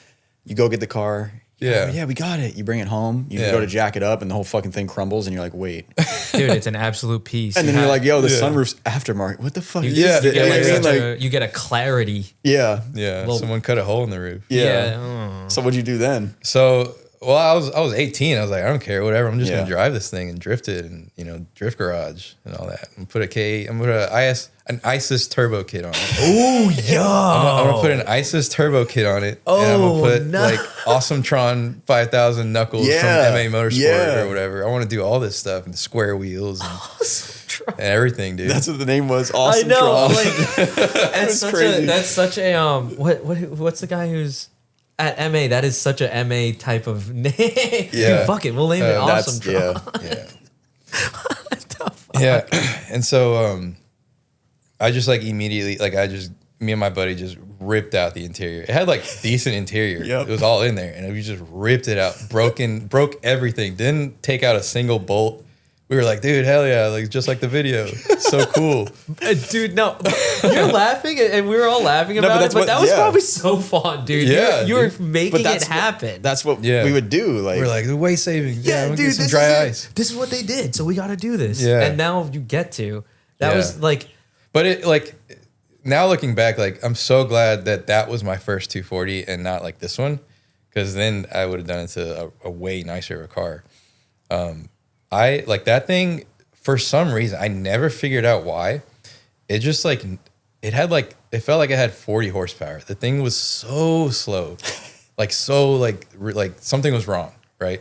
It's a stock KA? Yeah, it was a stock K. I think it was a S14 KA. It had like a header, straight piped. Yeah, that like was E-fans. That was broken as fuck. Yeah, and the thing would never self steer. Like after I would like do a drift or something, it had like a welded diff, and it would just stay. It would just like it had like electric steering or something. Like it felt that way. Obviously, it didn't, but it would never correct. And I was like, is this just how like S13s are? Like, is this just how it's supposed to be? So you had a really bad experience. I had a really bad experience, wise. but what kind of saved me was I had the Z. And so driving a new car gave me a bit of a unique experience in that I know what a car should feel like. Like when everything works, it feels like this. Oh, okay. So this thing is clearly like either this thing's wrong or like I don't want to do S13s. So then I drove with buddies and it countersteered like fine. Then I was like, oh, okay. So my car is just something's wrong. Like the rack is broken. Did you ever figure that out, that problem? Dude, no. Okay. I didn't. Dude, I went and got like an ISIS hydro installed into it. Oh, that'll fix it. For sure. I put like a toggle switch for the fan. This thing was so jank, dude. This sounds just like a Turk car though. So like if this was the motive, like the shitter cars that they made for those series, I just don't know how because they all ran forever. Yeah. I don't know, like if that's what they like the cars, but once they're seasoned in that way, they'll never die. It had Hoonigan sprayed with the stencils on the quarters. Yeah, in white. This is getting better and better. Oh yeah, it was great, Kevin. It was so good. Not what I thought. And this is what I pulled up in to Lone Star Drift, and then saw Essence there. Oh god! And I just looked over at what I had and like what their cars looked like, and I was like, oh, okay, like I totally don't want to do this anymore at all, dude. I had never seen it before, like a clean looking drift car. He's like trying to talk to them. They're like turning their back. No. At this point, I was. At this point, I was like, I can't approach it. I cannot yet. And then I knew I wanted to get into that crowd, but I didn't know how I was going to. And then you go home and reflect. Yeah, and then I was like, okay, immediately looking for like another car that's like cleaner to, build off of that. Because this thing was like beat. I was like, there's no way I can't. So was that the end of one? Was that day you saw? That was the end of like wanting to pursue that, right? But did you get to hit the hydro once at least? Oh hell yeah, I was ripping that thing. It was awesome. Dude. It just wouldn't countersteer. I'd have to I'd have to like run the wheel. Yeah, so you already have one hand right here, so you gotta be exactly. Yeah. At least you got to live that dream out for a minute. Yeah, it was But then now did you go? So then at the time I was going to school at another school in Dallas because I was playing baseball there, and so I was like making trips down, and going back up every weekend, and looking on. I think at this time Facebook was starting to. You would see groups on Facebook. It wasn't like Marketplace, but there would be groups. Oh, that was kind of a good era. It was. So we had Houston 240 SX, group, and I see this red S13 with like missing a bumper. It had a red top SR in it, but it looked like. So what I was looking for was a clean exterior. and like at least have the interior there so that I can like make it better. Now you're back. Hell yeah. Now I'm full 180 now to I'm where like- we were. Yeah. Now I'm like, all right, let me find something like that's at least one piece, you know, and like that has a good title and the VINs match. Like the bar is set It's so so low. crazy Dude, how you yeah, no, how you change. I feel so bad Yeah. for that younger you, dude. Yeah, dude. That's such But you change drastically pretty fast. Yeah. You were already like, I need interior. Because I liked the JDM stuff, and I liked like stance cars and like good looking cars, and I like drifting, and I didn't know you could mesh them together somehow. Yeah. And so when I saw that, it was so eye opening for me. I was like, okay, this is what I want to do now. So I find this car, and I'm up in school in Dallas, and I text my dad. I was like, hey, it was only like $3,000 or something, or like $2,800. Red Top SR, by the way. Red Top SR. Yeah, I it just had, want like, people to remember that yeah, existed. it had like a Pexi SAFC. Oh, of course it did. Yeah, it had like little trinkets like that, and I had him like go. I think I had him just like, hey, could you just go, like, could you go buy it? Like, he doesn't know, like, he's like a tech bro. He doesn't know like anything about 240s, and he just went from work one day, saw the car, handed the guy a check, and was like, all right, yeah, it's ready for you to come get it whenever you get into town. So I come back in for the weekend, the next weekend. I hit up that buddy from earlier who I went to get the first 240 with. And we go over to where this SR car is. And, I talk to the guy, grab the title, hop in, and I drive it home. This car is in East Houston. I live in Northwest. So it's like straight across the whole city. The thing like is sputtering so nasty. No trailer this time? No, I straight drove it. You were excited. I was like, dude, this is the car. This is it. Yeah. Oh, fuck yeah. It's SR swapped and it's clean. And it's nicer than the first one? It's way nicer than the first one. It like counter steers a little bit, Dude. Like this thing's fine. It'll drive no problem. And then the guy's like, yeah, I think it just needs a tune. Oh, bro. That's They all the just number need a one tune. excuse when something's actually wrong. I get on the freeway and the thing just starts spitting flames. Pretty sick. Yeah, super sick. Super sick. And pretty sick. dude, we had to pull over, and my buddy was like, dude, I don't know what's wrong with it. It's just blowing smoke and fire. And dude, I was like, all right, let's just limp it home. Whatever, we'll just look at it tomorrow. So we do. Sunday comes around, we get out there, and I'm like, all right, dude, this is so sick. I finally have like the clean slate. This is it. This is what I'm gonna spend my time and money on. And I open the hatch, lift the carpet, and there's a giant hole. I can see straight to the bottom of the floor. I can see the road. Fuck. Dude, I was happy for you already. I mean, wait, it's just a spare tire? Yeah, the spare tire. Okay, hole. all It's right. gone. Okay, But I mean, for like in Texas, and you're like 19, you're like, I'm not gonna. This is totaled. That is true. This is garbage. I can grab pieces of this and Was it rust? Yeah, it was rusted. It was rusted. Oh, you out. thought somebody just cut it out? Because I'm like, we're in Texas. Like, is this Yeah, even rusty? no, it was probably. We do get a lot of like rust in that area because that's where like the drain leads to, right from the roof. And if you have like the little, what is it, like a little Grommet? Yeah, the grommet in there, you'll just get a puddle in there, and then it'll just sit because no one knows that there's water back there. Yep. And so yeah, we do. That's like the only place where I'll see like some rust on S13s. But yeah, I had no idea what to look for. I was just like, I saw an SR car that was like shiny red, so I was like, oh, this isn't taken care of. Did you fix the misfire? Hell no, dude. Okay. I was like, all right, new plan. For sale. Already? New plan. This is not the car. Yeah, I was like, this is not the one I'm gonna pursue. I had the same exact story, which is fucked up Yeah, with my S13. yeah. So I was like, if I'm gonna like really, go down this rabbit hole and build like a really, really clean like show car, drift car type thing, I want to start with like a grandma car, like a bone stock, well taken care of, car with one color, full interior, the whole nine. And so I was like, this is not it. but it's got good parts. It's got the SR, it's got coilover, it's got the exhaust. Hell yeah. It's got some things. I was like, yeah, I'll just rebuild this SR, so I'll have like a built SR for my car whenever I find a good one. So I like pull the motor, pull the parts off of it. I basically take everything that I thought I wanted and then just kind of sold the shell, like rolling, for like $700. Some dude local bought it. And then so, yeah, I'm back on Facebook looking for like this forever car, which is this one right here.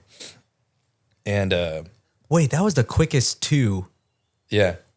That the turnaround on car 2 is pretty nuts. And Yeah, also well, I guess now the you're time parting frame- out. Yeah. Like you had like the idea to be like, okay, no. Well, by we're this saving point, stuff. I had already I had met Jimmy, and I had been kind of more integrated. Oh, with they him, have and corrupted the They were hell kind of out trying of to like, they were kind of like trying to coach me up, like you know what I mean. That's what 'cause- you did, you motherfucker. Oh yeah, you always need Jimmy's the one. You need a red down pill. here, You need someone to red pill you. Dude, oh my god. And yeah, that's another crazy story. We met through a mutual friend, and it was awesome. But yeah, so I found this 93 TK3 sapphire blue hatch with a sunroof that was like bone stock with just like wheels and a radio. Like it had stock struts and everything. I was like, oh, dude, that's it. That's the one. But it had a blown motor. But I didn't care because I had an SR sitting here that I was going to build, and it was going to be forged and all kinds of stuff. And I was like, yeah, I don't care. And I messaged the guy, and he's like, yeah, like, let's come get it. Let's, it's here, whatever. And I was talking to him, and then he just ghosted me out all of a sudden. And I kept messaging him, and I got nothing until I eventually saw the car like get sold. I was like, oh, dude, you like sold it out from under me to someone. And then I was like, hey, who'd you sell that to? And I don't know why, but he told me the kid. So I found that kid's profile and I DM'd him. And I was like, hey, I know that thing like is like blown up and has like a rod knock and like the motor's no good. I have one that runs, the black one. And he was like a younger kid. He didn't know much about anything either. So Car 1? car 1. You car still one. had car. Yeah, I had car 2 and 1 here. Okay. Oh, this was starting to look like a problem. Yeah. Like Yeah. here. Here, both of them right Yeah, here. this was starting to look like a problem. Oh yeah, That is HOA was sending letters. Yeah, this is without saying this is it's a nice, neighborhood. Yeah. Maybe not too. Yeah, that's when the HOA letter started. Yeah. Oh, dude, your parents are probably. Oh yeah, dude. I'm a menace. Fuck. And the kid goes, hey, you know what, bro? Like, that does sound like a good trade. That does sound like a good idea, because he don't know anything about any, like, I don't care about the engine. I just care about the condition of the shell, and he cares that this one runs. Yeah. And it drove. And it drove like crap, but it drove. Hey, It had a hydro. I told him, I was like, hey, it's got a hydro, it's got a Welded, welded diff, like it's ready to go. Easy. And he agrees to the trade, sight unseen. He never came and looked at it. I never saw his car, but I saw it, and from the pictures, I was like, that's good enough. So one Christmas Eve, I hit up a buddy that I had met from like that takeover world, who was like, hey, you ever need something towed? Hit me up. I was like, hey, I need something towed that day. And he showed up, dude, like with his girlfriend and stuff, like in this flatbed. I was like, oh, I mean, I'm like 18. I know I'm inconveniencing you, but like, I want this car and I don't really care. So he shows up, we load up my black car 1, onto the flatbed. We go over to the kid's house, like 20 minutes away, unload my car on the street, load his up. And I think he was like, yeah, I left the title, or I left the keys in there. Like, just grab it. It's fine. I don't want to wake my parents up. So just, leave the other one there and we'll trade titles later. So we did. I grab it, take it over here, bring the car, unload it. And then like the next day he's like, hey man, he's like having doubts. He's like, hey man, I'm looking at this thing and man, I'm not so sure about it anymore. It kind of needs a lot of work, and mine was way nicer, bro. And and all this. I was like, yeah, but it runs, dude. Like, you want one that runs, right? He's like, yeah, but my dad's tripping and and everything. And I was freaking out, dude, because I don't have the title yet. We haven't exchanged titles. We just swapped cars. You're gonna lose it. Yeah, I was like, oh, dude, no, it's gonna slip from right under me. Like, and I looked it over that day, like in daylight, and this thing was pristine, dude. Like, everything was there. It just had rod knock. And some way or another, I just like tricked the kid. I kind of like convinced him with like just wordplay and just convincing him. I was like, dude, it's like a way better, like you can drift it and whatever. And he's like, all right, well, I'm coming over there with my dad. So he comes over and the dad's like pissed, dude. The dad's like standing behind him like, man, you gave us a messed up car. What? And all this stuff. And I was like, hey, you know what? Like, it runs. Your son wanted one that runs. Like, what do you want? And Wait till they find out about the title. dude, yeah. So we switch over the titles, and he goes on his way, and yeah, I think it was like a week or two later. Oh no. He DMs me. He's like, hey, bro, like these numbers don't match, dude. Dude, and then I just like, I don't even know what I said or how I did it, but I wiggled my way out of that one too. I don't know how you got out of that one. Yeah, I was like- that would I have was like- me I was like- bugging out because I'd be like, damn it. I was like, no, it matches the plate on the firewall. Don't worry about the stamp. Like, look at the plate. Did it actually? Yeah, it did. What the fuck? Yeah, That's so they- strange. They took the So they plate took off the- of some other car and just like They got the riveted it on. plate, they got the title. Yeah, They swapped it. scrap to- that yeah. car or whatever. Yeah. Which, to be completely honest, allegedly that doesn't really fucking matter at all. Oh, really? I'm just saying, like, cops ain't popping the hood and checking. At least where Oh we yeah, live. yeah. That's what Like, you're saying. Yeah. Yeah, they're not doing that shit. Like, we used to do that all the time. Like, Dude, you'd buy a shitter with no title. You buy another one Yeah. that was like literally the car that has a title might be the one that's in the field. Yeah. Being one with the earth already. Dude, I remember my buddy fucking Justin would have one 240, he would sell it, and then he'd get another, and he would just keep the registration. And I'm like, bro, that's not how that works. That's a totally different car. And he's like, yeah, it's a 240 though, you know? I did the same thing the other day. And then he'd get pulled over, and they wouldn't even notice. No, yeah, I drove past cops and shit. Me and my roommate Daryl, we went to go buy a Sequoia, and I have a Yeah. Sequoia, and I was like, dude, I'm fucking taking the plate off of my truck, and we just Yeah. drove it home. Yeah. Yeah.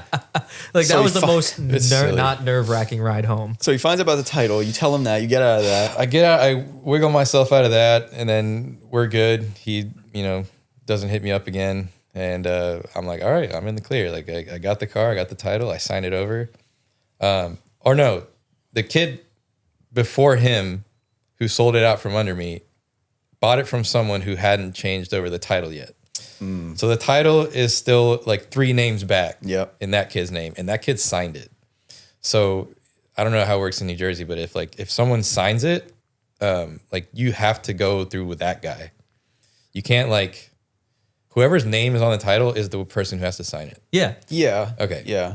So I had to go hunt for this guy. But why you have to hunt for him if you already signed If he it? signed it already, yeah. Oh, no. He signed under buyer. No. He fucked up. Already, bro. He signed under buyer. So now you I need him need- to sign under seller. Oh my god! But then bro. you don't have to get a new title. In New Jersey, if you sign in the wrong spot, Dude. they make you jump through hoops. No. I had to get like a affidavit. Like I had to get this whole other form that was omitting that title. Oh, okay, yeah. To yeah, get yeah. like a new one, like a temporary. It was a whole ordeal, Yep. dude. It But It's you, sounds you did horrible. find him, or you I did, yeah. I Holy found the kid shit. because he was like a kid. He was like some other 240 kid like my age who lived like around the corner, and who like a friend of a friend knew the kid. So he's like, yeah, that's so and so. So I just like messaged him, and he was cool about it. He's like, yeah, just come over and I'll sign the new one, and Wow. and you're good to go. Oh, dude. So And that's this car. and that's this car. Oh shit! Yeah, this Dude, is only a 3 tries.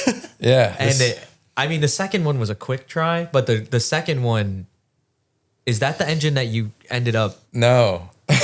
Because like, This car, I think I might have, dude, no lie, probably 6 or 7 engines went through here what the fuck, dude? that I like didn't put in the car or got convinced not to run or whatever. Oh, I thought No. Only like How All engine- SRs? No, like Okay. like 5Ks and Okay. three SRs or something like that. Yeah. So the original motor's blown, pulled it out, sold that. And then I've got the red top here, and I was like, yeah, I'll just rebuild it myself. I know what I'm doing. That can't be that hard. Can't be that hard. Yeah. So I start breaking it down. I got like tables and stuff set up here, and I was like putting all the parts out. Put all the cam caps in a bag.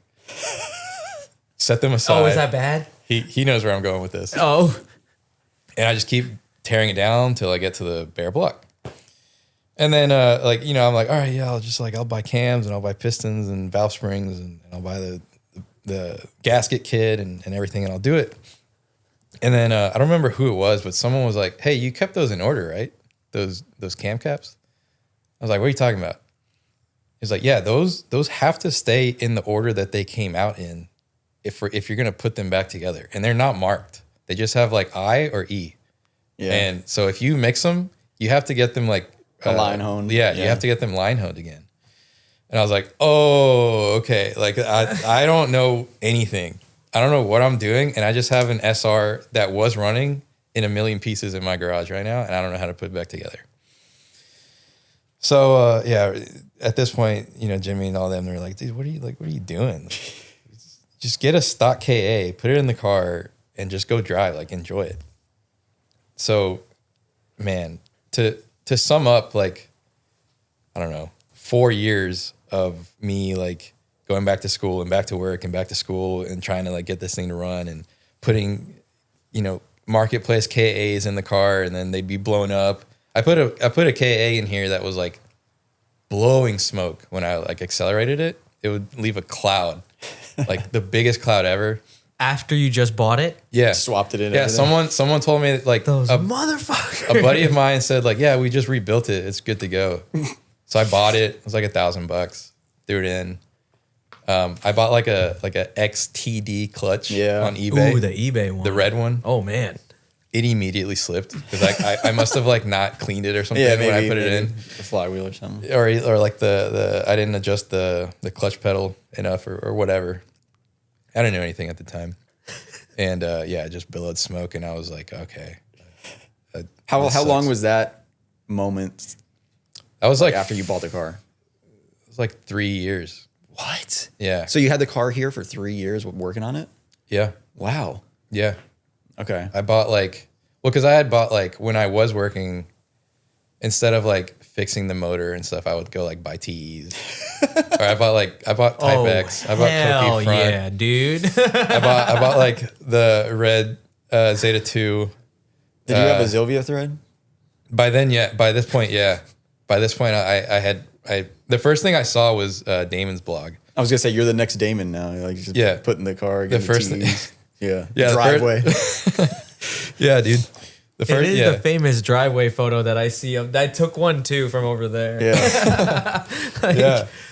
Yeah. It's kind of a lot of parallels there with Damon. Yeah. Yeah. Dude, believe it or not, you saying that, and I'm not knocking the method or the strat, because I would have done the same thing. But there's a lot of people out there who are probably like, oh, fuck. Like, I also would have done the same thing. Yeah. As dumb as it sounds now that we're older. You know what I mean? Dude, because you just want to have something cool to look at. Yeah.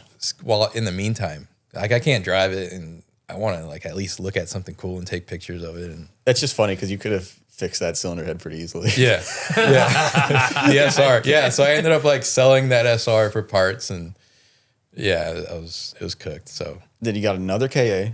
and I got another KA from a buddy who was like, yeah, it's rebuilt, it's ready to go. Again, it's rebuilt, it's ready to go. Oh no, this is that one. Okay. So then I bought a stock S14 KA, and then I think you needed an S13 intake manifold and like something else to get those to work in a 13. And I just like couldn't find one for the life of me. So I was like, all right, I'm gonna sell it. God. I'm gonna sell this because I'm gonna just look for an S13 one.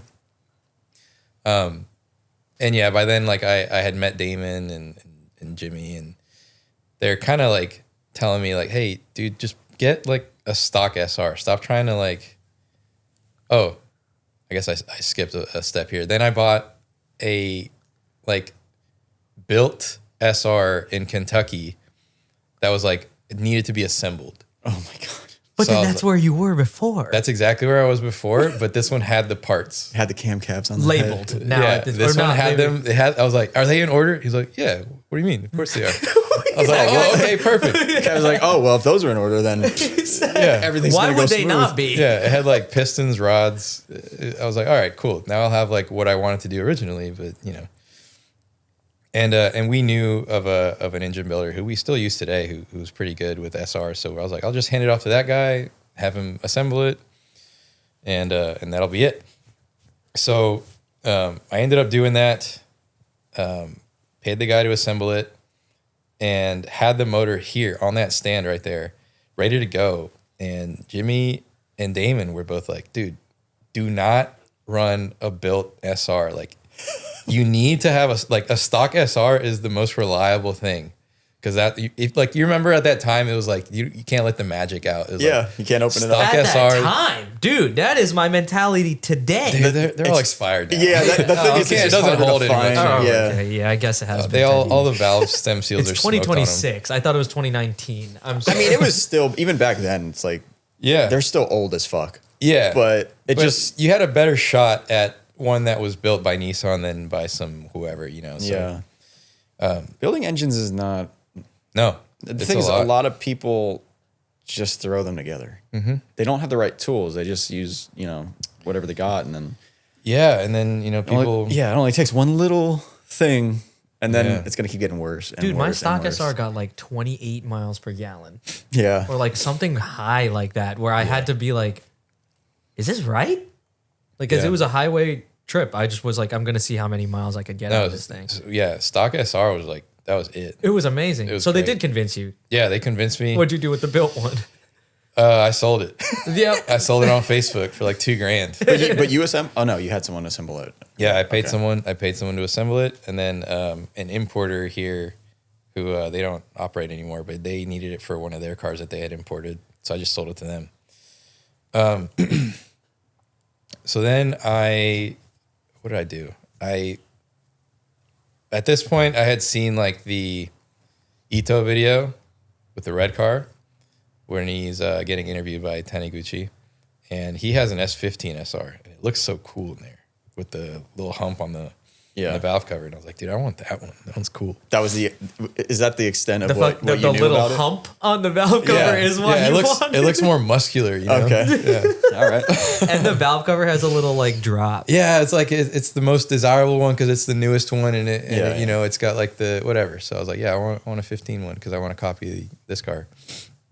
And so I went to an importer, and they had a 15 motor, but it was like modified. Like it had cams, it had like a spray painted valve cover, and so it wasn't stock. And we compression tested it, and all I knew at the time was that they needed to be above like 140 or whatever the factory service manual calls for. I didn't know that not only do they need to be above a certain number, but they need to be close to each other too. And so this thing was like 157, 184, 160, 170. I was like, oh, this motor's great. Like it's like really good on some of them, and it's good on all of them, you know? So I bought it like an idiot. And I talked to Mike, Fat Cat Mike. He's like, dude, that's not good. Like, let me leak down, test it. So we take it over there to his shop, and he leaks it down, and it's like it's screwed. It's not good. It's like leaking. 60%. Yeah, leakage two of the cylinders were like that's low, ones. and yeah. Fuck. He was like, dude, you should not have bought this. So I was like, dude, this is like my 5th engine. And the car hasn't moved yet. There's no way, dude. It's been years, dude. Yeah, there's no way. So I was like, dude, so I took it back, and the guy didn't want to accept it. Of course not. No, he was like, this engine's good. I sold you a good engine, blah, blah, blah. Every engine, it was an Engine Depot? Yeah. Yeah, every Engine Depot in the United States is the same exact place. It Yeah. doesn't matter what state you're in. You walk it through the door, it's the same exact one. It's like NPC. Yeah, Engine literally. Depot guy.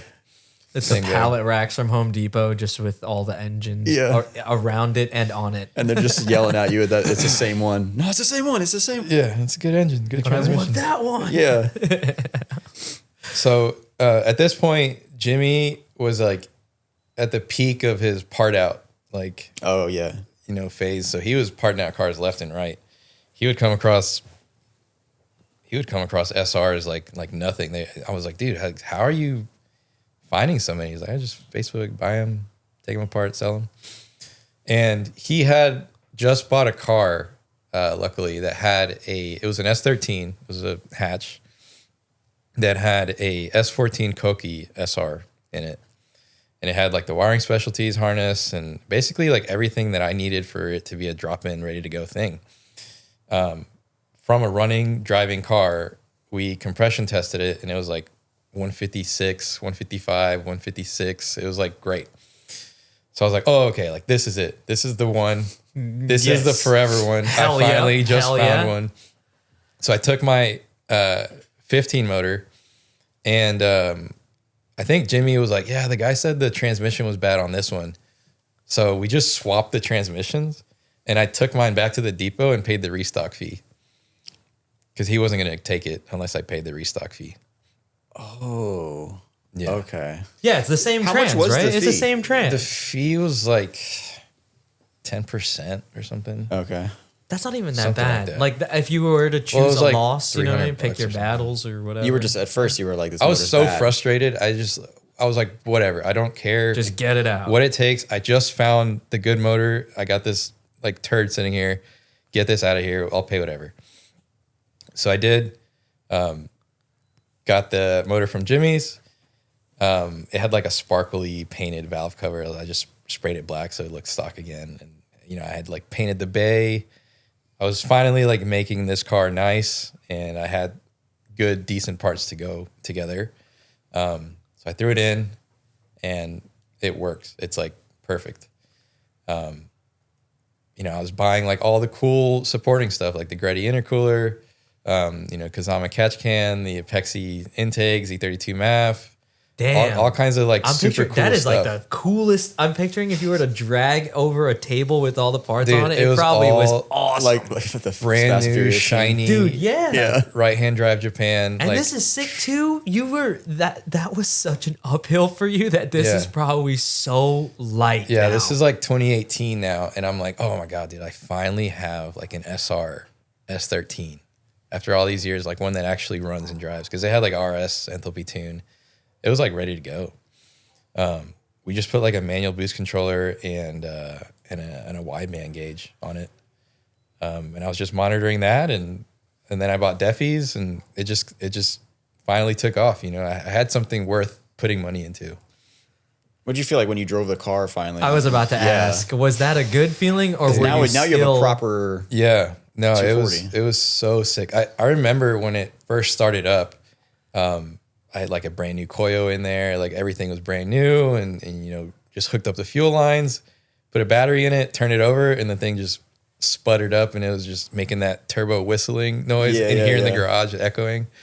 And I was just like, oh, dude, like this is the coolest feeling ever, and I'll never get that again. Like, Dude, the neighbors are watch the progression of your life. yeah, it's sat out there for like 3 years. That's what I'm saying. Like the fact that this gets to sit here now, and Yeah, Yeah, they saw that all happen. I'm assuming a lot of these people that live here maybe have lived here for a while. Well, a little bit, no, maybe. actually, or do they they've- switch in and out? Or? yeah. A lot of the neighbors have moved out of here. Probably because of you. Yeah, no, my You're a piece of shit for that. dude, honest, I would move too. The neighbor across the street had an S13 actually. Oh wow, What? that's crazy. Yeah, Like in their like at the same time, or you're saying at one point? yeah. I have a picture of both. Like He I was walked. standing like here, and so I can see both of them, and I took a picture. Spider-Man meme. Yeah, He's like, what? his was like a daily though. It was nice. Yeah, that's like what I was picturing is if like, oh yeah, I got one of those. Yeah. No. Mine was like a totally different. Guy's like, I've been staring at yours for fucking 3 years, so I figured, Dude, that I don't know, because there's some neighbors of mine. You ever like drive the same way so many times? You're gonna look and notice things. I don't mean to be looking at somebody's house, Yeah. but then you like see a project or they're working on it, and then months down the line, you also see the project move. Yeah. Because they're doing stuff too. They're on their own little timeline or whatever. And then that car drives. My neighbor had like an old truck. One day I heard I heard something turn on, and then I also saw something drive by. Yeah. He comes by, he's just big ass smile on his face, just like right back in the garage. What are we gonna talk about? Like, Yeah. so I don't know. I'd just be happy for somebody else. And if I saw that after seeing the multiples, it would be like, oh, dude, Yeah. It would. that guy was building that thing for years. Like, Yeah. It was like 4 years, I think, from like when I bought it to when it got painted. And in that time, most of the time was spent just sitting there and like putting cool wheels on it. just switching to and, wheels. like, I literally just think of Camry on bronze. I think of Damien. Yeah. Or just like I put like the seats in it. Yeah. Like, you know what I mean? Like Now you just can stuff sit in like it. that. I Like- bought like arms for it. The car doesn't even have a motor. You know? the TEs over Yeah. the. When First did, I had when did you drift it for the first time? it was that year when I got the SR in it. We Like so the thing steered finally. yeah. I was like, Oh, this yeah, is that's like right. You literally. this is my first time feeling like a proper S13. Oh Yeah. my god. Dude. Yeah. Cause I had put when I put the KA in it that was like smoking really bad, I put a welded 4.6 in it too. So when I had the SR in it, it had that 4.6 welded, so it was ready to go. And yeah, I remember taking it out to like Jimmy's old job. He used to work at this place that had like a big kind of warehouse. And I took it out, and it was like riding a bike. I picked it back up like nothing ever happened. And it was probably so easy compared to before. Yeah. You're Oh, like, yeah. oh, dude. Like, I've been waiting 4 years Like for this. this finally feels like the Z did, Yeah. like a new car. Like everything works, and the brakes work, the steering works, everything's like perfect. Did you still have the Z when this was started running? Or Yes, but not when I got the SR. By then, I had traded it for a Titan because I needed a truck to go get the motor and all that kind of stuff. did you ever take the Z to a track? I did. I took it to Lone Star one time, but no, it wasn't a Lone Star. It was someone else who had like rented out. We used to drive at Gulf Greyhound Park, which is a dog racing track with a massive parking lot. Okay. And that's where all our events were. And I took it out there one time, and yeah, it was tough because it had the VLSD and like the 275s, and it was just not a good time. The diff would just open up because of how much grip Yeah. the tires had. That it couldn't hold a corner unless I was borrowing my buddy's like 245s. Then yeah, it would rip. But no, it was great. It was like, dude, this is finally like I'm finally here. I can, the car works. And then I think it was, so that was like November of 2018. And then in 2019, or it might have been also 2018. There was a Club Loose event in San Antonio because we had the Texas Club Loose guys. I was about to be like, you did not Yeah, no, try this there. Like, No, we had a- like, is this another chapter that's about to be like, I wanted to see Frankie. Like, yeah, just, No, they had the Texas. yeah, Club Loose I Texas, forget about yeah. that sometimes. yeah, I took it out.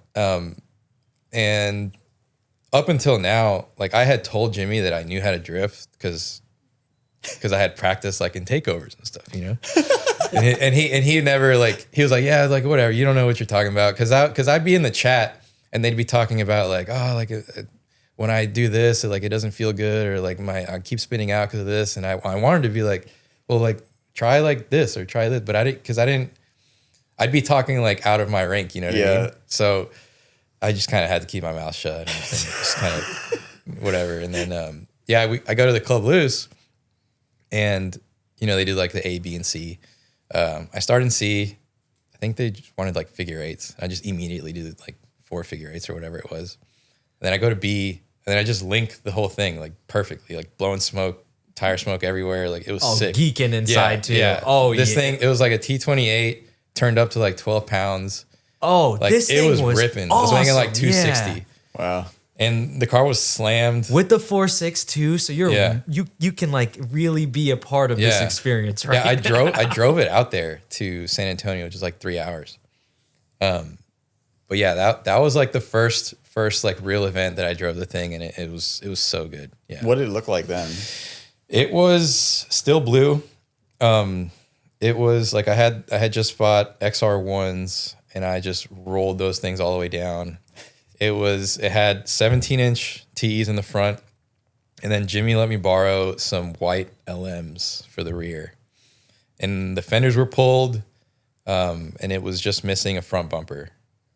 No skirts, no valances. It had Type X tails, the Kevlar centerpiece, and just like a clean, uncracked dash with Deffies and a Zeta 2, a red Zeta 2, and a Nardi. And it was like, it was like the beginnings of building this. I think It was awesome. I was the first time Frankie ever saw me drift. I have it on tape. Like, I go down the straight and I enter and I'm like, I hit 2 corners and Frankie deadass goes, "Huh, Carl knows how to drift." Fucking guy. I was like, dude, I've been drifting before. Like, Yeah, that's how it was. Jimmy was like, "Oh, you know what you're doing." and you don't want to be like, I've been trying to fucking tell you. Right. Because you don't want to be that guy that's like, "Yeah, I know what I'm doing." Like, and they're like, "Yeah, shut up, dude. You don't know. You've never done Now it." I'm telling Frankie I know what I'm doing now. Carl's better than me. Dude, it's just because like I want Frankie to experience. Because dude, the first early events, 2016 with car 1. Yeah. I bet that car was on 15s. Yeah. They were like big Steelies. Like with whatever tires you could find and thus forth.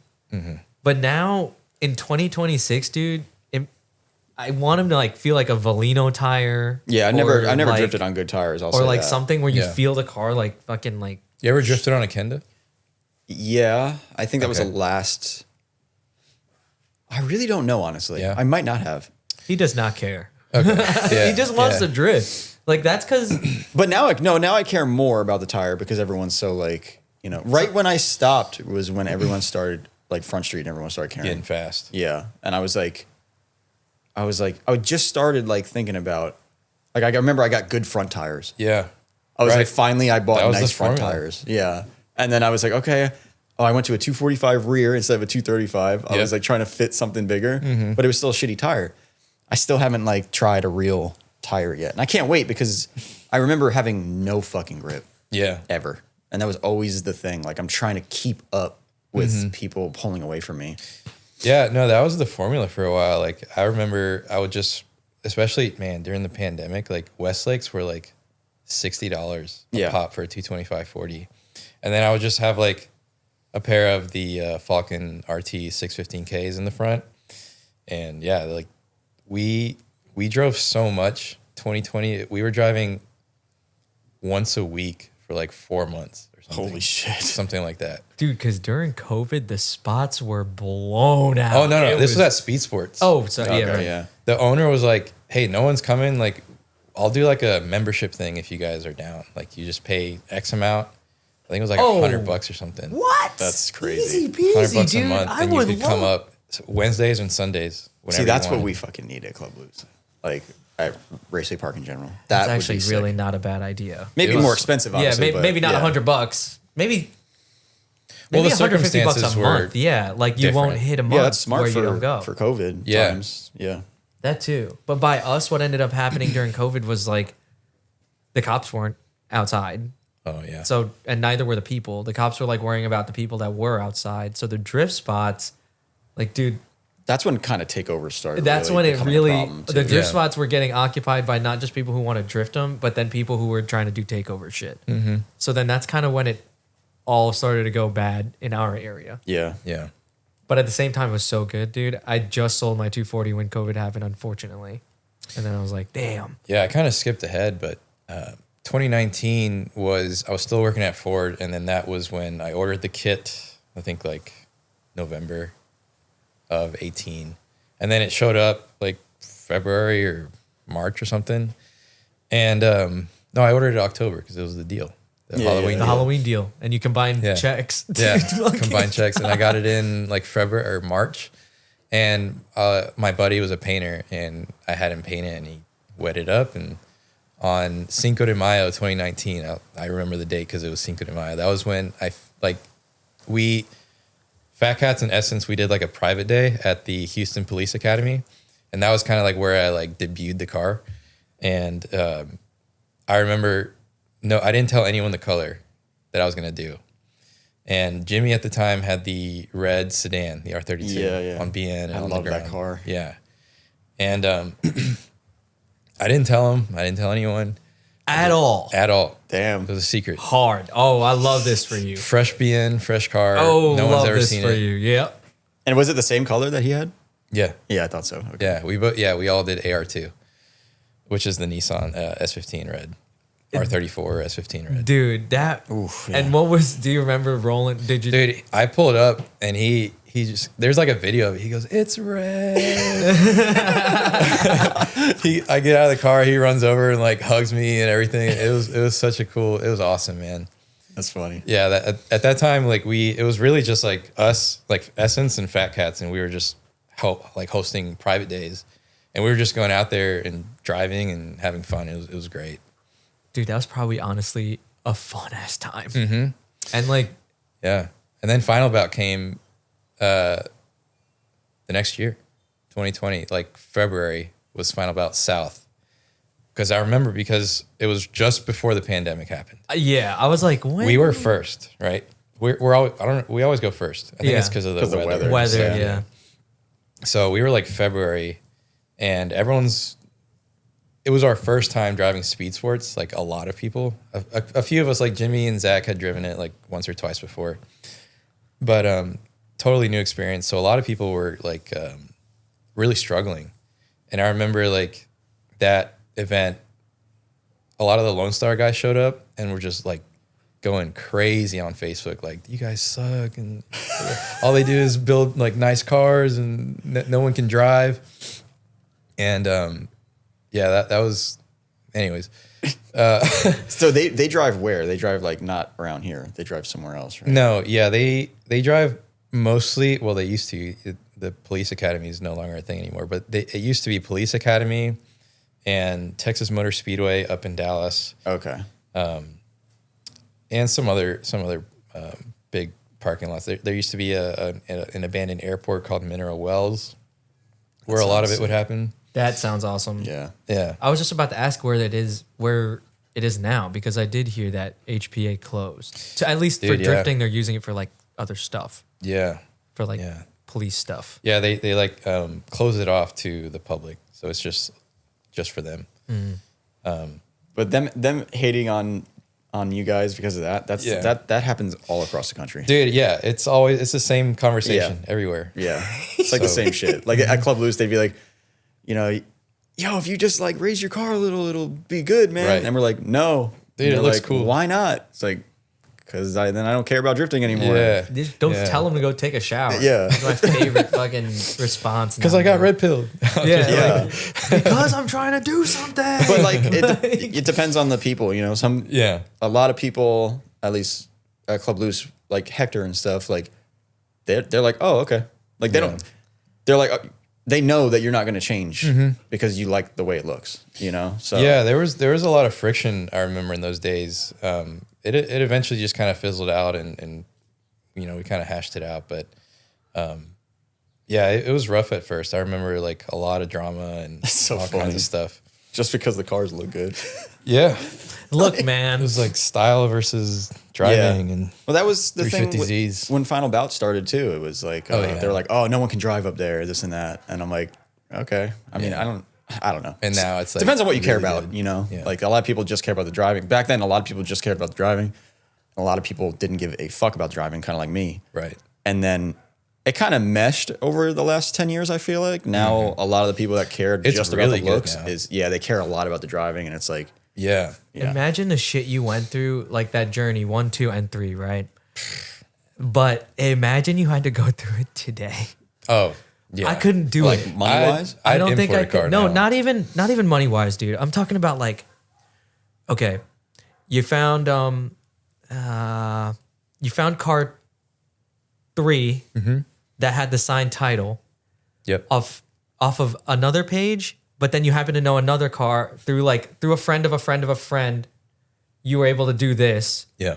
But now, if you wanted to do anything like that, you'd probably have to travel, and that connection wouldn't be as, I don't know, like not accessible, but like the way that happened, I feel is more unlikely for kids nowadays to get into a 240 Yeah, or for a S13 is probably, unless you're paying out the ass, it's probably such a pain.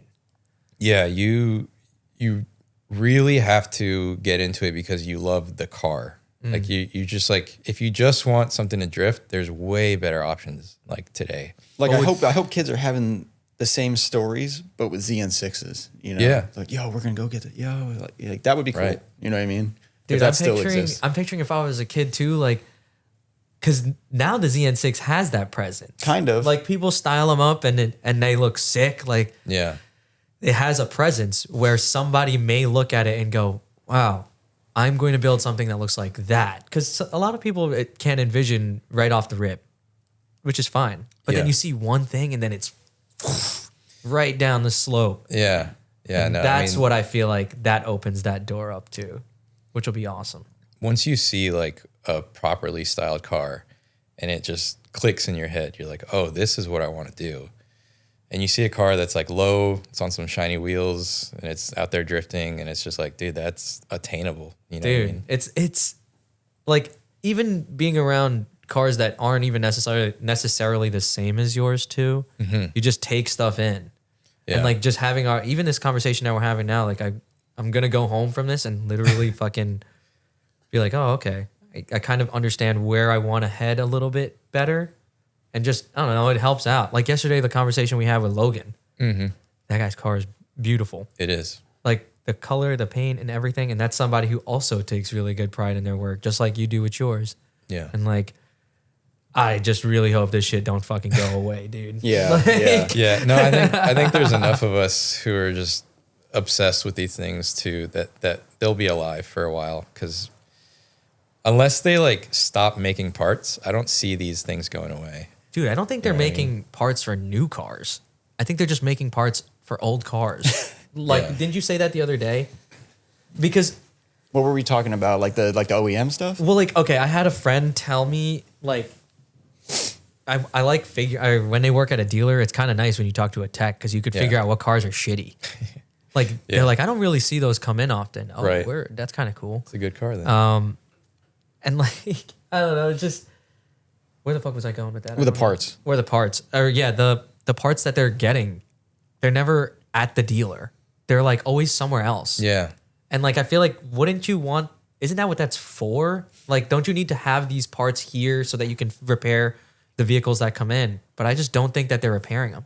They toss them or they put a new motor in it. Oh, yeah, And dealerships always. Yeah, and then it's lot of like the warranty next work. car, get another car, get them in another one, and then dude, I don't know what they're doing with them, but like that's gonna be a problem in the future. Yeah, just gonna have a dealership bunch would of rather fucked you up get cars. a new car than Yeah. always. There's no more. But then they like, go to fixing. the fucking auction, and then Yeah. someone finds it. That's probably what's going on with the ZN6s and shit, honestly, because that's what I would be doing if I wanted that car. Yeah. I'd be like looking at the Copart auction, or yeah, something like that. be like, oh, here's one with like a bad quarter panel for fucking $2,000.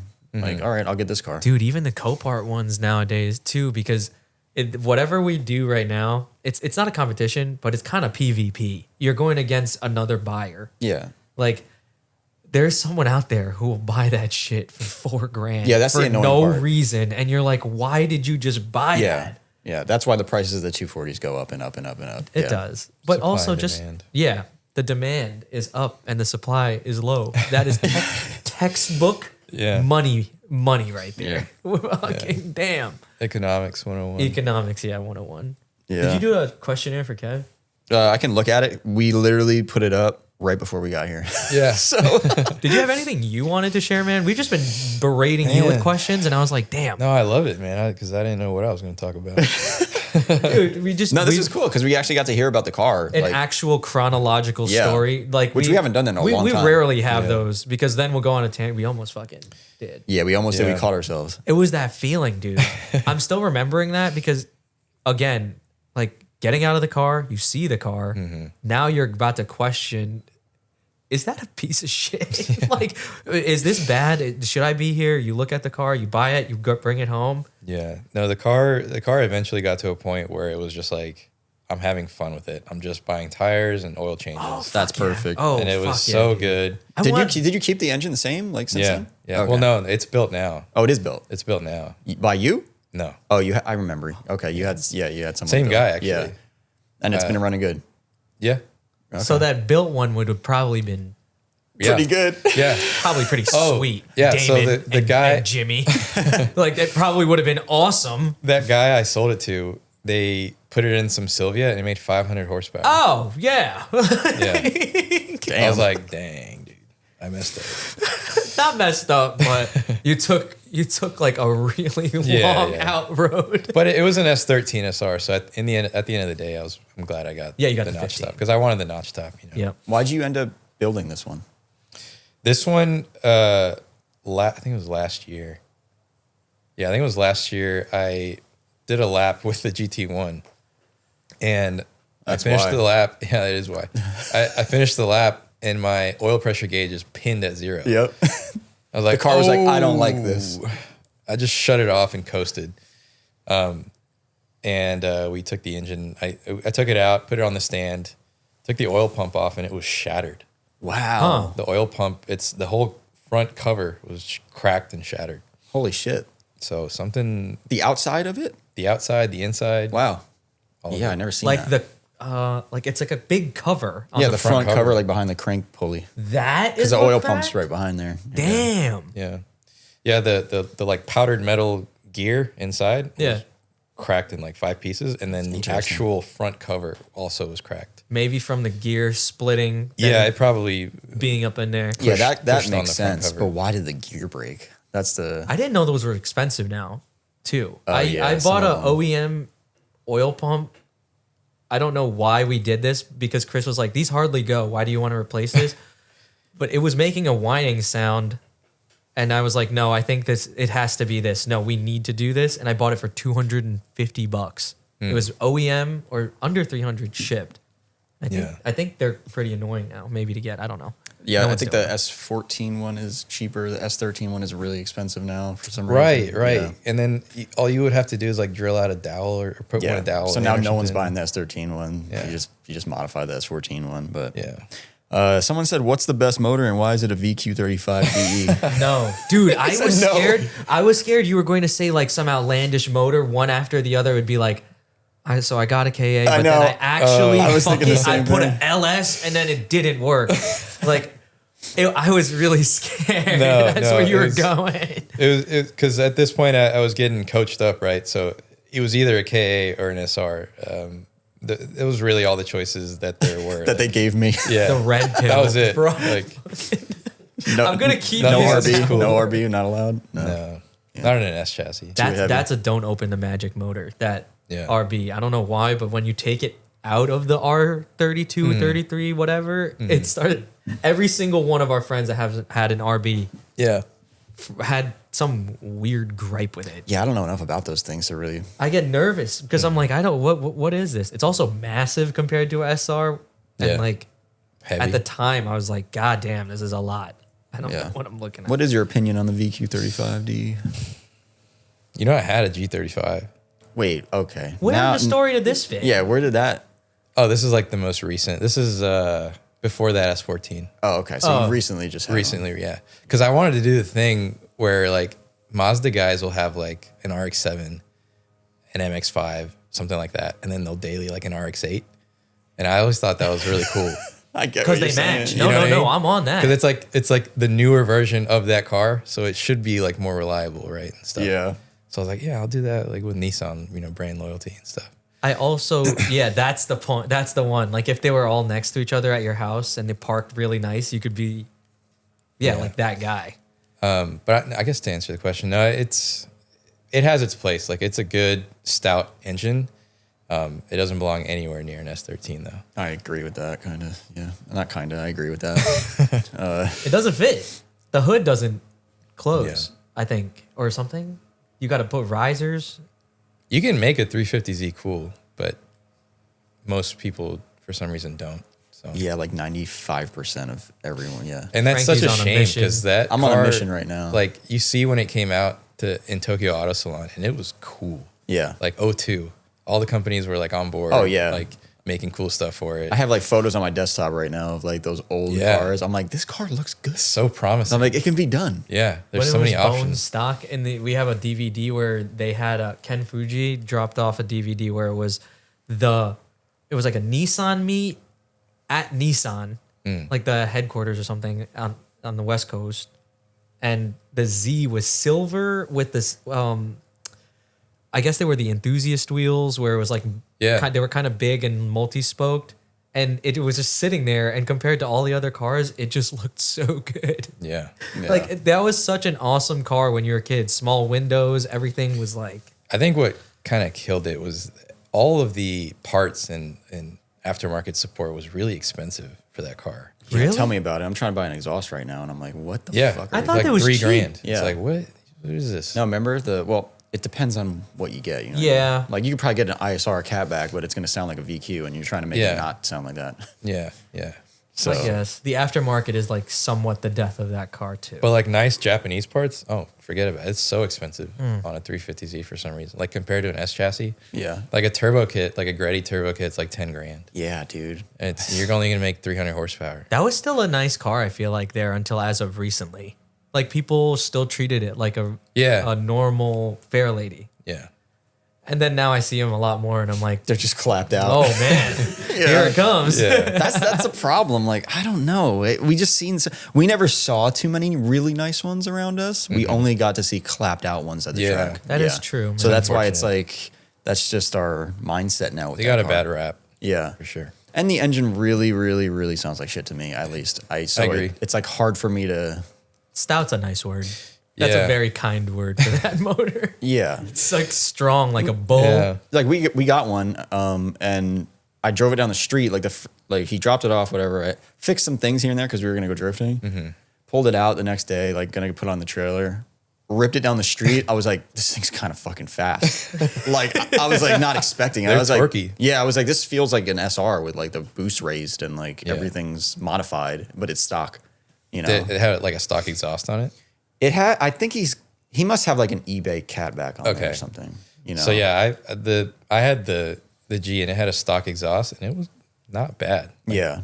Nissan did a pretty good job. The stock exhaust is Yeah, fine. everyone says the Nismo exhaust is one of the best exhausts you can Yeah. put in that car It was because just- it's like just enough. You need to resonate it. Yeah, and you need cats too, or something, a big resonator where they go. At least I realized from like going on YouTube and stuff, like because people will put the exhaust on, and then they'll do another video where they're like with cats, without, and the second they take it off, it's Yeah. like holy shit. There's like a certain band of RPM where it just, Yeah. it just Like, has this weird Yeah. resonance. Yeah. And it's super ear piercing and annoying. It Yeah. hurts. Like it gets to that point. I know exactly that tone or pitch or whatever it is where it's like, But it's like, and you can do that with a lot of cars. Like, I mean, I'm Yeah. looking at the SC300 here. I'm not a fan of that car at all, but I know they can look good. Yeah. Like fucking Daryl's car. Daryl's car, Ueno's car.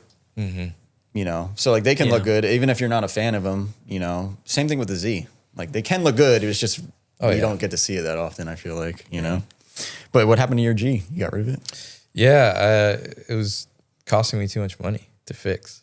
Really? Because I was going to school. Like this is recently. I was up in Arlington, so I had no time to work on it. And that thing was like, I replaced the radiator, the fuel tank, the engine. Oh my god.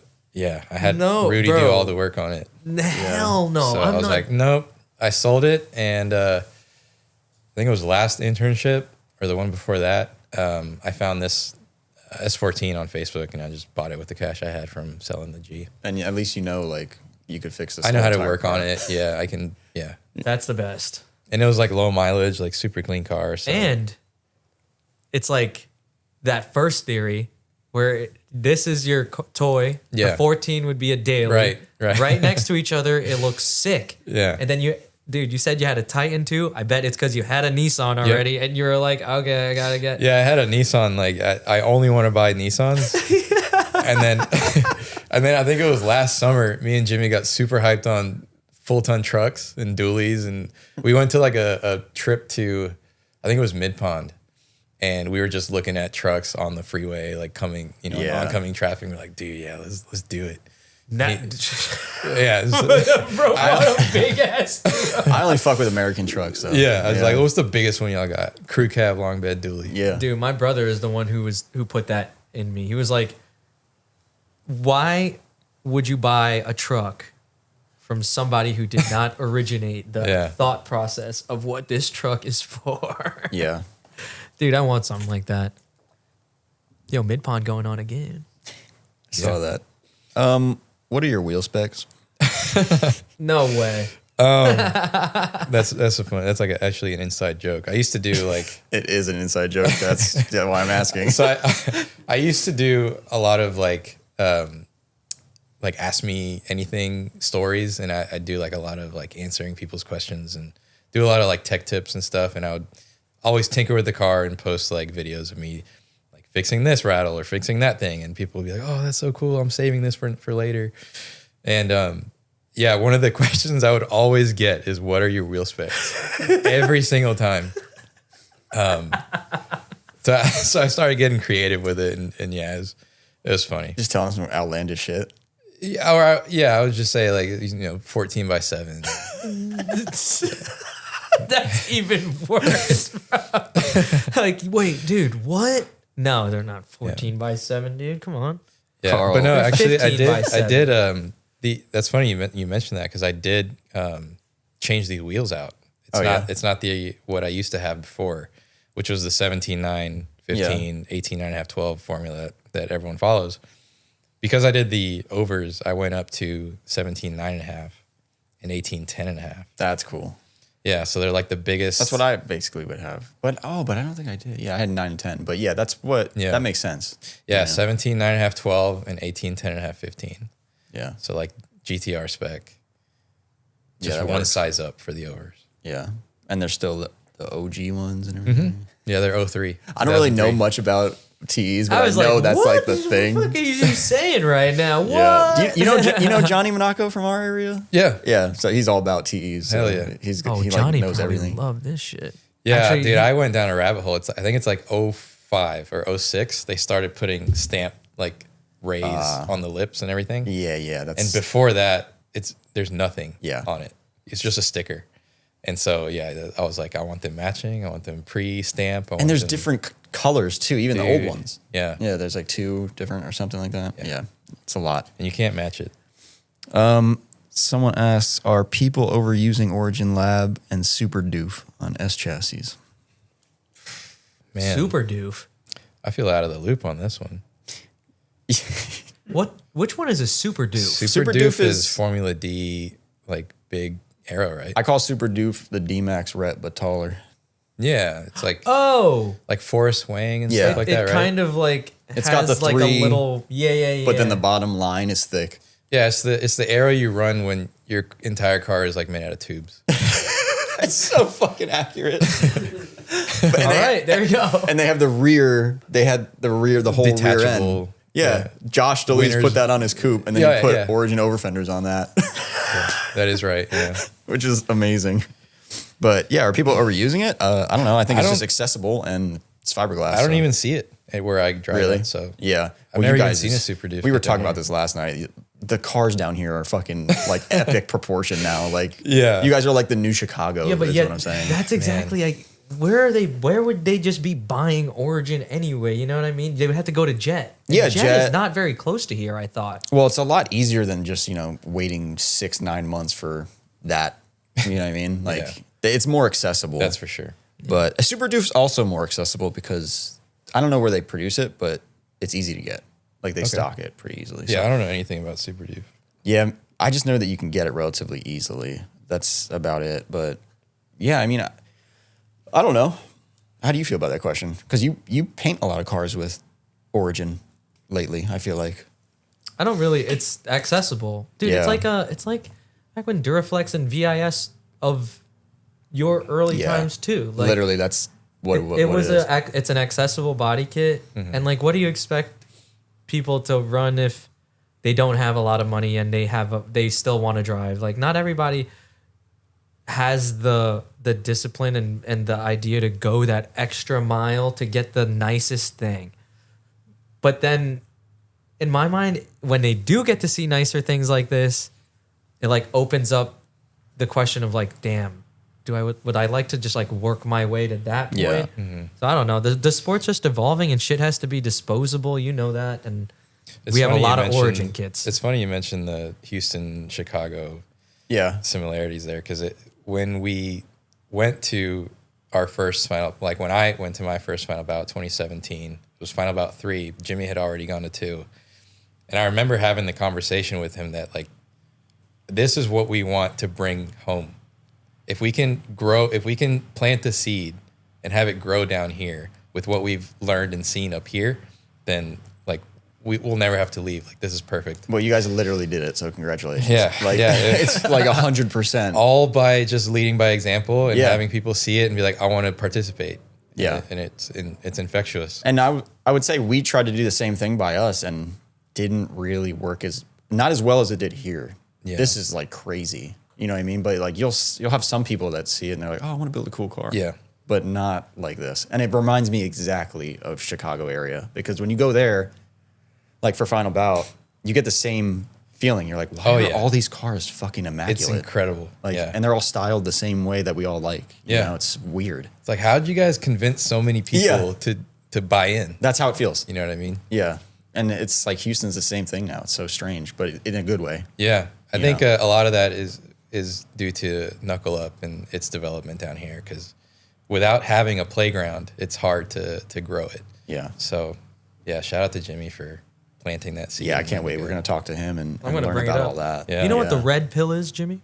Do you know what the red pill is, dude? And how many of them did you give Kevin? Dude, it was so funny. Like when I first started like interacting with him, he'd be like, you know BH, right? You've read the blog, like you've studied up. I was like, yeah. I know what that is. Yeah, I had no idea. Yeah, you were just lying. You're like, lying. oh yeah. I went home and like searched it up, and like all the pictures are gone. And it was like, oh no, scroll. But that's so funny. When someone says, I know what you mean, like someone cooler or above you says something, and you're like, you gotta act like you know. Yeah, like, I was like, of course, I read the whole thing. Oh, yeah, dude. You did you do it? Yeah. And then you gotta go home and check it out. Like, oh, fuck. Yeah, that's funny, dude. Sylvia, Aerothread, all of that. God, rest in peace, Sylvia. That's so a bummer. That's the craziest thing ever. Yeah, I'm hoping something. The craziest thing happens. is when we found that out, it was on a pod. Right, 180. The 180 pod. We were yeah. looking up something, and when it didn't come up, it was actually kind of shocking. You're like, that's strange. What? Yeah, we were like, oh, I guess it's just down. And then the next day it was like, yeah, we're done. Yeah, Sylvia's we got done. hacked. That's like, nuts. fuck, man. Does a straw have one hole or 2 holes? 1 hole. It's a through hole. Yes. Yeah, it is a 1 hole. Dude, and this guy's a mech engineer. Bro. Yeah, That's the guy. Yeah, it's a there's a through through hole. hole. Boom. 1. Okay, I believe you. That was like the cleanest answer ever. Last question is Matt DeGroot asking about, he said, talk to him about RB transmissions, which we did want to talk about anyway. So, oh, dude, nice. And if this is all the way at the end, you're kind of safe. you're kind of safe here. Yeah, I guess we should talk about the elephant in the room. yeah, the elephant in the room, the brand new RB Shiniest trans. elephant ever. Yeah, and now you got me thinking about shit. If I ever fucking finish my car, I'm like, damn, I need one of those. We kind of think alike, I've noticed. Oh yeah, yeah, it's the same shit. But dude, I want things to fit. yeah. Yeah, And I want it to look factory, and I want it to work, and and is this like the same? Someone's last night said it was the same gear ratio as a Z32. Oh, it's the same transmission. Same transmission, just a better shifter. Different tail housing and different bell housing. Okay, cool. Yeah. So the transmissions are just the center like piece is the exact same. Okay. Did you have a Z32 trans before? No. This is the first time you're upgrading. Yeah, Okay. I blew up 271Cs in 2 events. I was like, that's it. I'm not doing it again. Yeah. I know how you feel, but let me know when you do it. I want to hear your reaction. Okay. Not so much because it's an RB, just the Z32 gearing transmission in general. Like, Yeah. Well, it's Because- the same or very, very close ratio to a 71C. I know it's weird, but like my experience is, I don't know how to explain it. I don't want to like ruin your mind right now. I want you to do it yourself and tell me, because I'll tell you a little bit. Like, Josh has one. yeah, Josh had one. Yeah, we all did it around the same time. And I just remember thinking, I was like, okay, it's the same gear ratio. It's a 5-speed. It's the same fucking thing. It's just stronger. And the shifter sucks because you know, you have to make it work. It's like tripod. And it's bigger. Yeah. Like compared to, dude, SR trans is like come to like this Yeah, shape. it's and huge. I feel like the Z ones are like straight. So then Like this one. not only did I hate the shifter and Josh hated it, and I hate it too. Yeah, I went the other way. Oh, with naturally, the, bro. Dude, Y'all are it like rolls around. Yeah, it rolls and twists. It's a really strange feel. It's not like a standard H, like where the neutral just shifts over left and right. It like sweeps. Which is like, I could deal with it. I was like, if that's the only thing I have to deal with, I'm not worried about it. Because one, no one can see it. Right. You know? So I'm like, that's okay. But then I would drive the car and I'm like, first gear feels so weird to me, dude. It feels like longer. Okay. And it's not.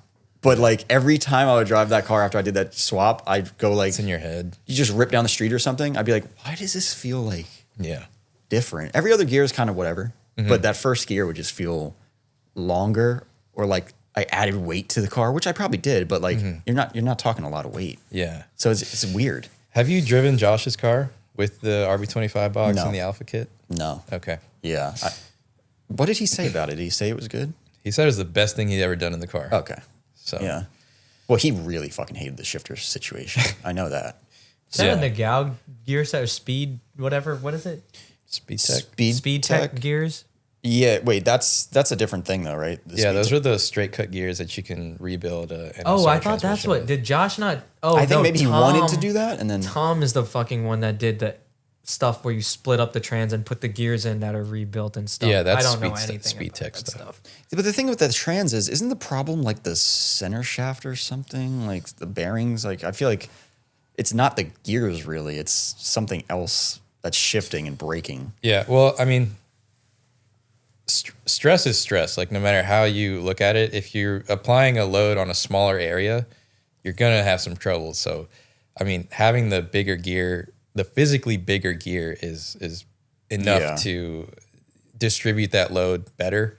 You know, because you've got teeth pushing against other teeth, and if you shock them with a clutch kick, you're gonna shear them right off. So, I mean, yeah, I think the biggest benefit, in my opinion, would be just that contact surface area being larger.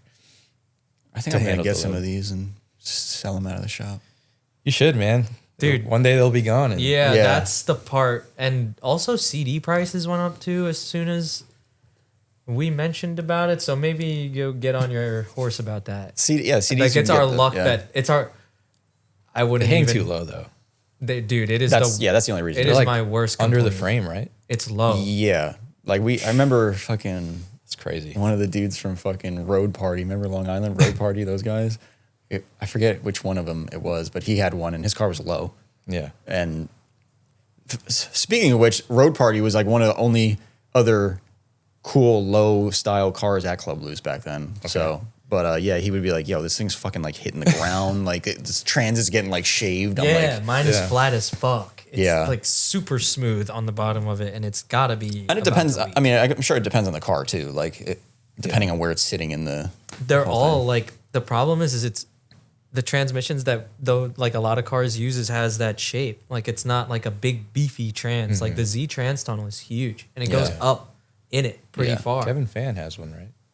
CD. Does he fucking really? Yeah. That blows my mind because that car is like one of the lower ones. Right. Huh. But That's it's also interesting. Kevin Fan. Yeah, he probably fucking redesigned the whole center.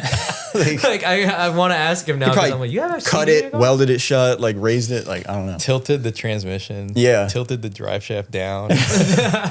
Yeah, some crazy shit. Dude. All right. Well, it's freezing, so I'm Yeah. so cold. Dude, Kevin, I've been thanks so for, cold this entire I know time. we too. all are. I've been like, there's no way he's not cold. There's But no I just- way he's not cold. it was But too perfect with the you car here. locked in yeah. crazy. It's pretty good. Yeah, man. Thank you for doing Thank you this. so much for Man, letting us thank do y'all, this. man. You guys came all the way down. Like going through that just now. Oh, yeah. In the cold and still able to share like the good stuff that you've been through. Yeah. is, And most like- importantly, thank you for buying this table for us to use. Are you serious? I was looking at it. I was like, this looks brand new. He was like, oh, yeah, I got this for you guys. Yeah. Just No, you bought did this. not, bro. And those two chairs, yeah. I knew it. I knew the chair, too. When I was sitting on it, I was like, wait a minute. Dude. Yeah, I think we owe you some money. Yeah, No, thank you, no. dude. Thank you so much, man. I'm sure we're gonna record some videos or something about the car. I want to do one before we All leave. right, real yeah. quick. Yeah. And then let's And get that's cleaning it. up. Thank you Yeah. so much. Thanks And for having thank you me. for your parents for the food because I'm about to eat one. Yeah, I of was these going to say, right now. Carl's going to down that shit. And then, yeah, we'll see you on the next one. This has been the second one of the Texas journey with Kevin from Essence. And see you on the next one. Bye. Peace. That was fun, bro. Oh man, I'm so cold. Yeah.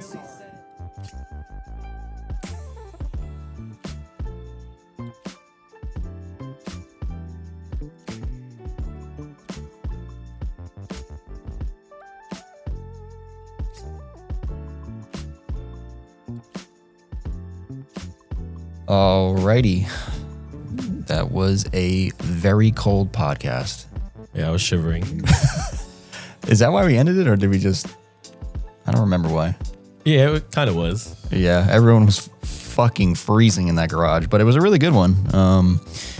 When we weren't thinking about the freezing cold, it was great. And it was a nice day outside. It was very sunny. It was a cold breeze. Yeah. So thank you, Kevin, for doing this podcast with us, and thank you for the hospitality. Your parents are amazing people, and I feel like I used your bathroom 7 times, so thanks for that too. That egg sandwich was really good. Oh yeah. I gotta hit him up to ask his mom about that recipe because I want to make that. Yeah, but hope you guys enjoyed that one. If you didn't know already, there is a car check we did on Kevin's car that's on YouTube right now, so check that out as well. And don't forget that if you want to hear the rest of the Texas Series podcasts, they are over on our Patreon right now. I believe there's another 2 or 3 remaining, so check those out. What is it? It's $5, $10, $15 on there. Yeah, there's 3 different tiers. So the $5 tier gets you access to pretty much everything, and the $15 tier gets you merch bundles. The $10 tier gets you, what was it? Uncensored YouTube videos and ad-free YouTube videos. Okay, so there's levels to this stuff. So check out our Patreon to get more info. And don't forget, we are doing a raffle this month. It is to win a Thrash Racing bundle, basically a seat, steering wheel, and harness. Every $5 spent is 1 entry. Faction Motorsports products is double entries, and Thrash Racing products are triple entries. So check those out on our website. You'll see the banner when you go there to see what you can win. And yeah, we do raffles every month on our website. So just spend $5 and you're automatically entered. And there's always parts being added to that site. So what have we been doing recently? I think, we're about to do some wheels, I think. We're about to throw a lot of wheels up on the website. So definitely stay tuned for that. But always OEM Nissan parts going on there. We're stocking more and more VQ stuff every day, 350Z parts. So keep your eye out for those. Not to mention, the Thrash container is arriving soon. So we do have remaining seats. Check out our Instagram to see what seats are available from Thrash Racing and grab the ones you need before they sell out, because we all know these are going to sell out really fast. And if you can't afford what you need, don't worry. Affirm's got your back. We got Affirm on the website, so you can finance the parts you need now and pay later. How's that YouTube doing, Eddie? It's doing pretty good. We're almost at 13K subscribers. Do you have a number or a percentage of how many people, you know what I'm saying, right?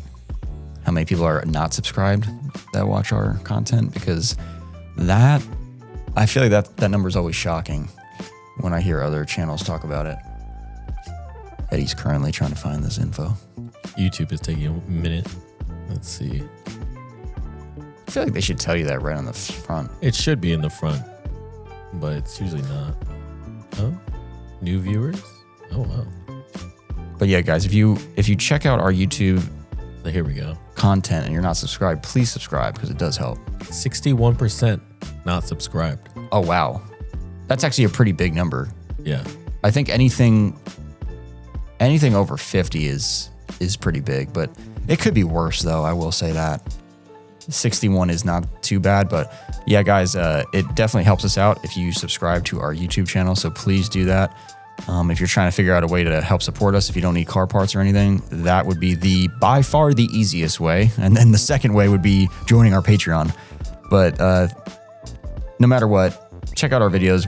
Eddie's posting them every week. Spring is here, so now it's going to increase a lot. There's probably going to be at least 3 to 4 videos every single week coming out. So check those out. And last but not least, do not forget our sponsors. We got East Coast Drift School. If you're trying to get some seat time in, check them out. Give them a follow on Instagram. They release schedules on there as well, but if it was me, I'd probably just DM the East Coast Drift School page and see when you could set up an appointment to go get some seat time in.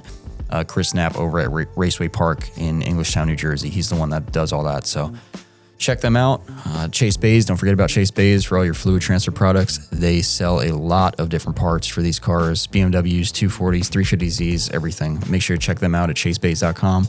RAMSTEAD MFG, they sell an amazing wheel fitment tool. We actually sell these in the shop. We use them in the shop. I think they're about $100. They're up on the website. Easiest tool to use, and you can find out what size, offset, and width wheels will fit on your vehicle. Limitless Auto Fab. As you guys know, our last raffle was a set of front and rear bash bars. They offer the best bash bars in the game right now. Front Street uses them. I think Animal Style uses them. Pretty much everyone in the grassroots scene right now are using these bash bars. So make sure to check those out as well. They're up on our website. AG1. Where do I begin? On my AG1 journey for the last 3 to 4 months. It's basically a daily immune support drink, I could call it. Supplement, yeah, you could call it a supplement. I mean, it's basically everything in one: probiotic, prebiotic, multivitamin. Functional mushrooms are in there as well. 1 scoop every morning of 8 to 10 ounces of cold water, and that's it. You're good to go. It's really helped my gut health. I will say that. I've also realized that is the proper way to say it's made my shit a lot better. So hopefully AG1 doesn't listen to this. But guys, if you want to get your health in order, and we all know that you car guys are not the best in shape, and especially all the time you spend wrenching on your car, trying to get your car ready for events, this and that. God forbid you have a family, that you have no time at all. So the easiest thing you can do, hop on AG1, start your health journey the easiest way. We have links in the description below. And yeah, it's just a great habit to get into. And last but not least, Wrecked Magazine. If you guys are trying to get all your drifting information in one easy place that you can hold on to for the rest of your life, Wrecked Magazine is the best way to do that. Check out wreckedmagazine.com to get a subscription, or come to the shop. We actually have these in store, so we will be selling them here now. I think issue 3 is released already. Is it? Yeah, it's on their website, I saw. Oh, shit. How do I get them to give me a subscription to this thing? We should have that here right now. All right, I'm going to have to contact them. Yeah, that's it, guys. So hope you enjoyed it. Leave a comment if you did. And if you made it this far, thank you. Thanks. See you.